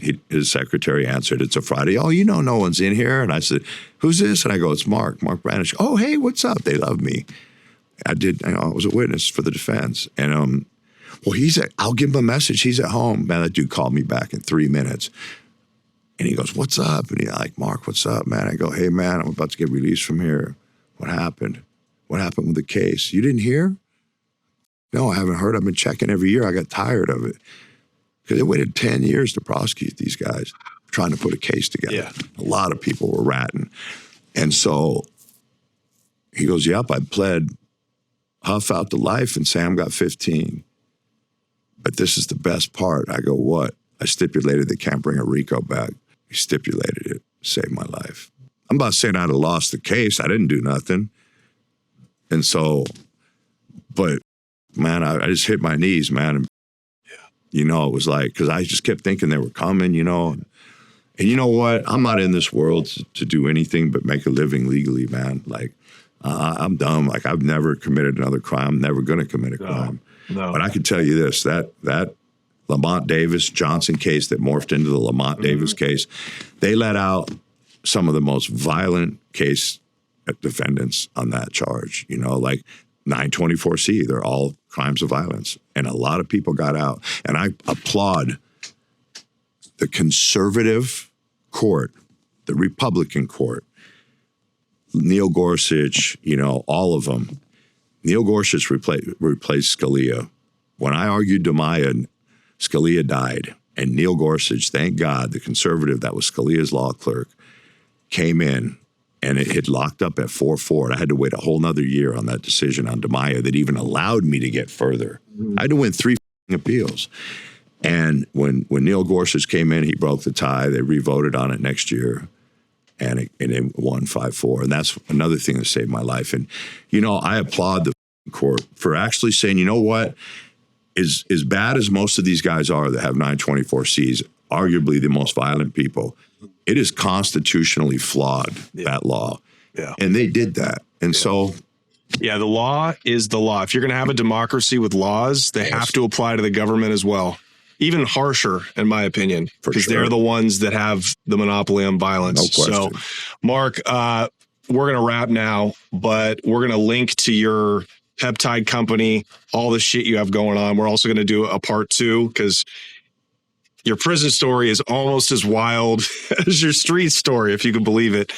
Thank you so much, man. I was looking forward to this, and it surpassed my expectations. No, you're welcome. I appreciate it. It's like it's a medicinal cleansing sometimes when I talk about it, but then other times it's not. But thanks. Do you feel cleansed? Feel okay? The worst parts to come, man. When I lose the boy, you know. But well, I hope you feel better after.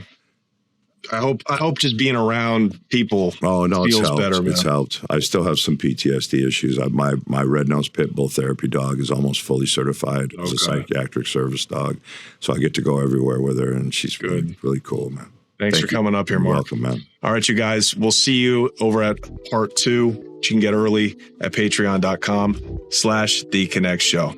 Thanks so much.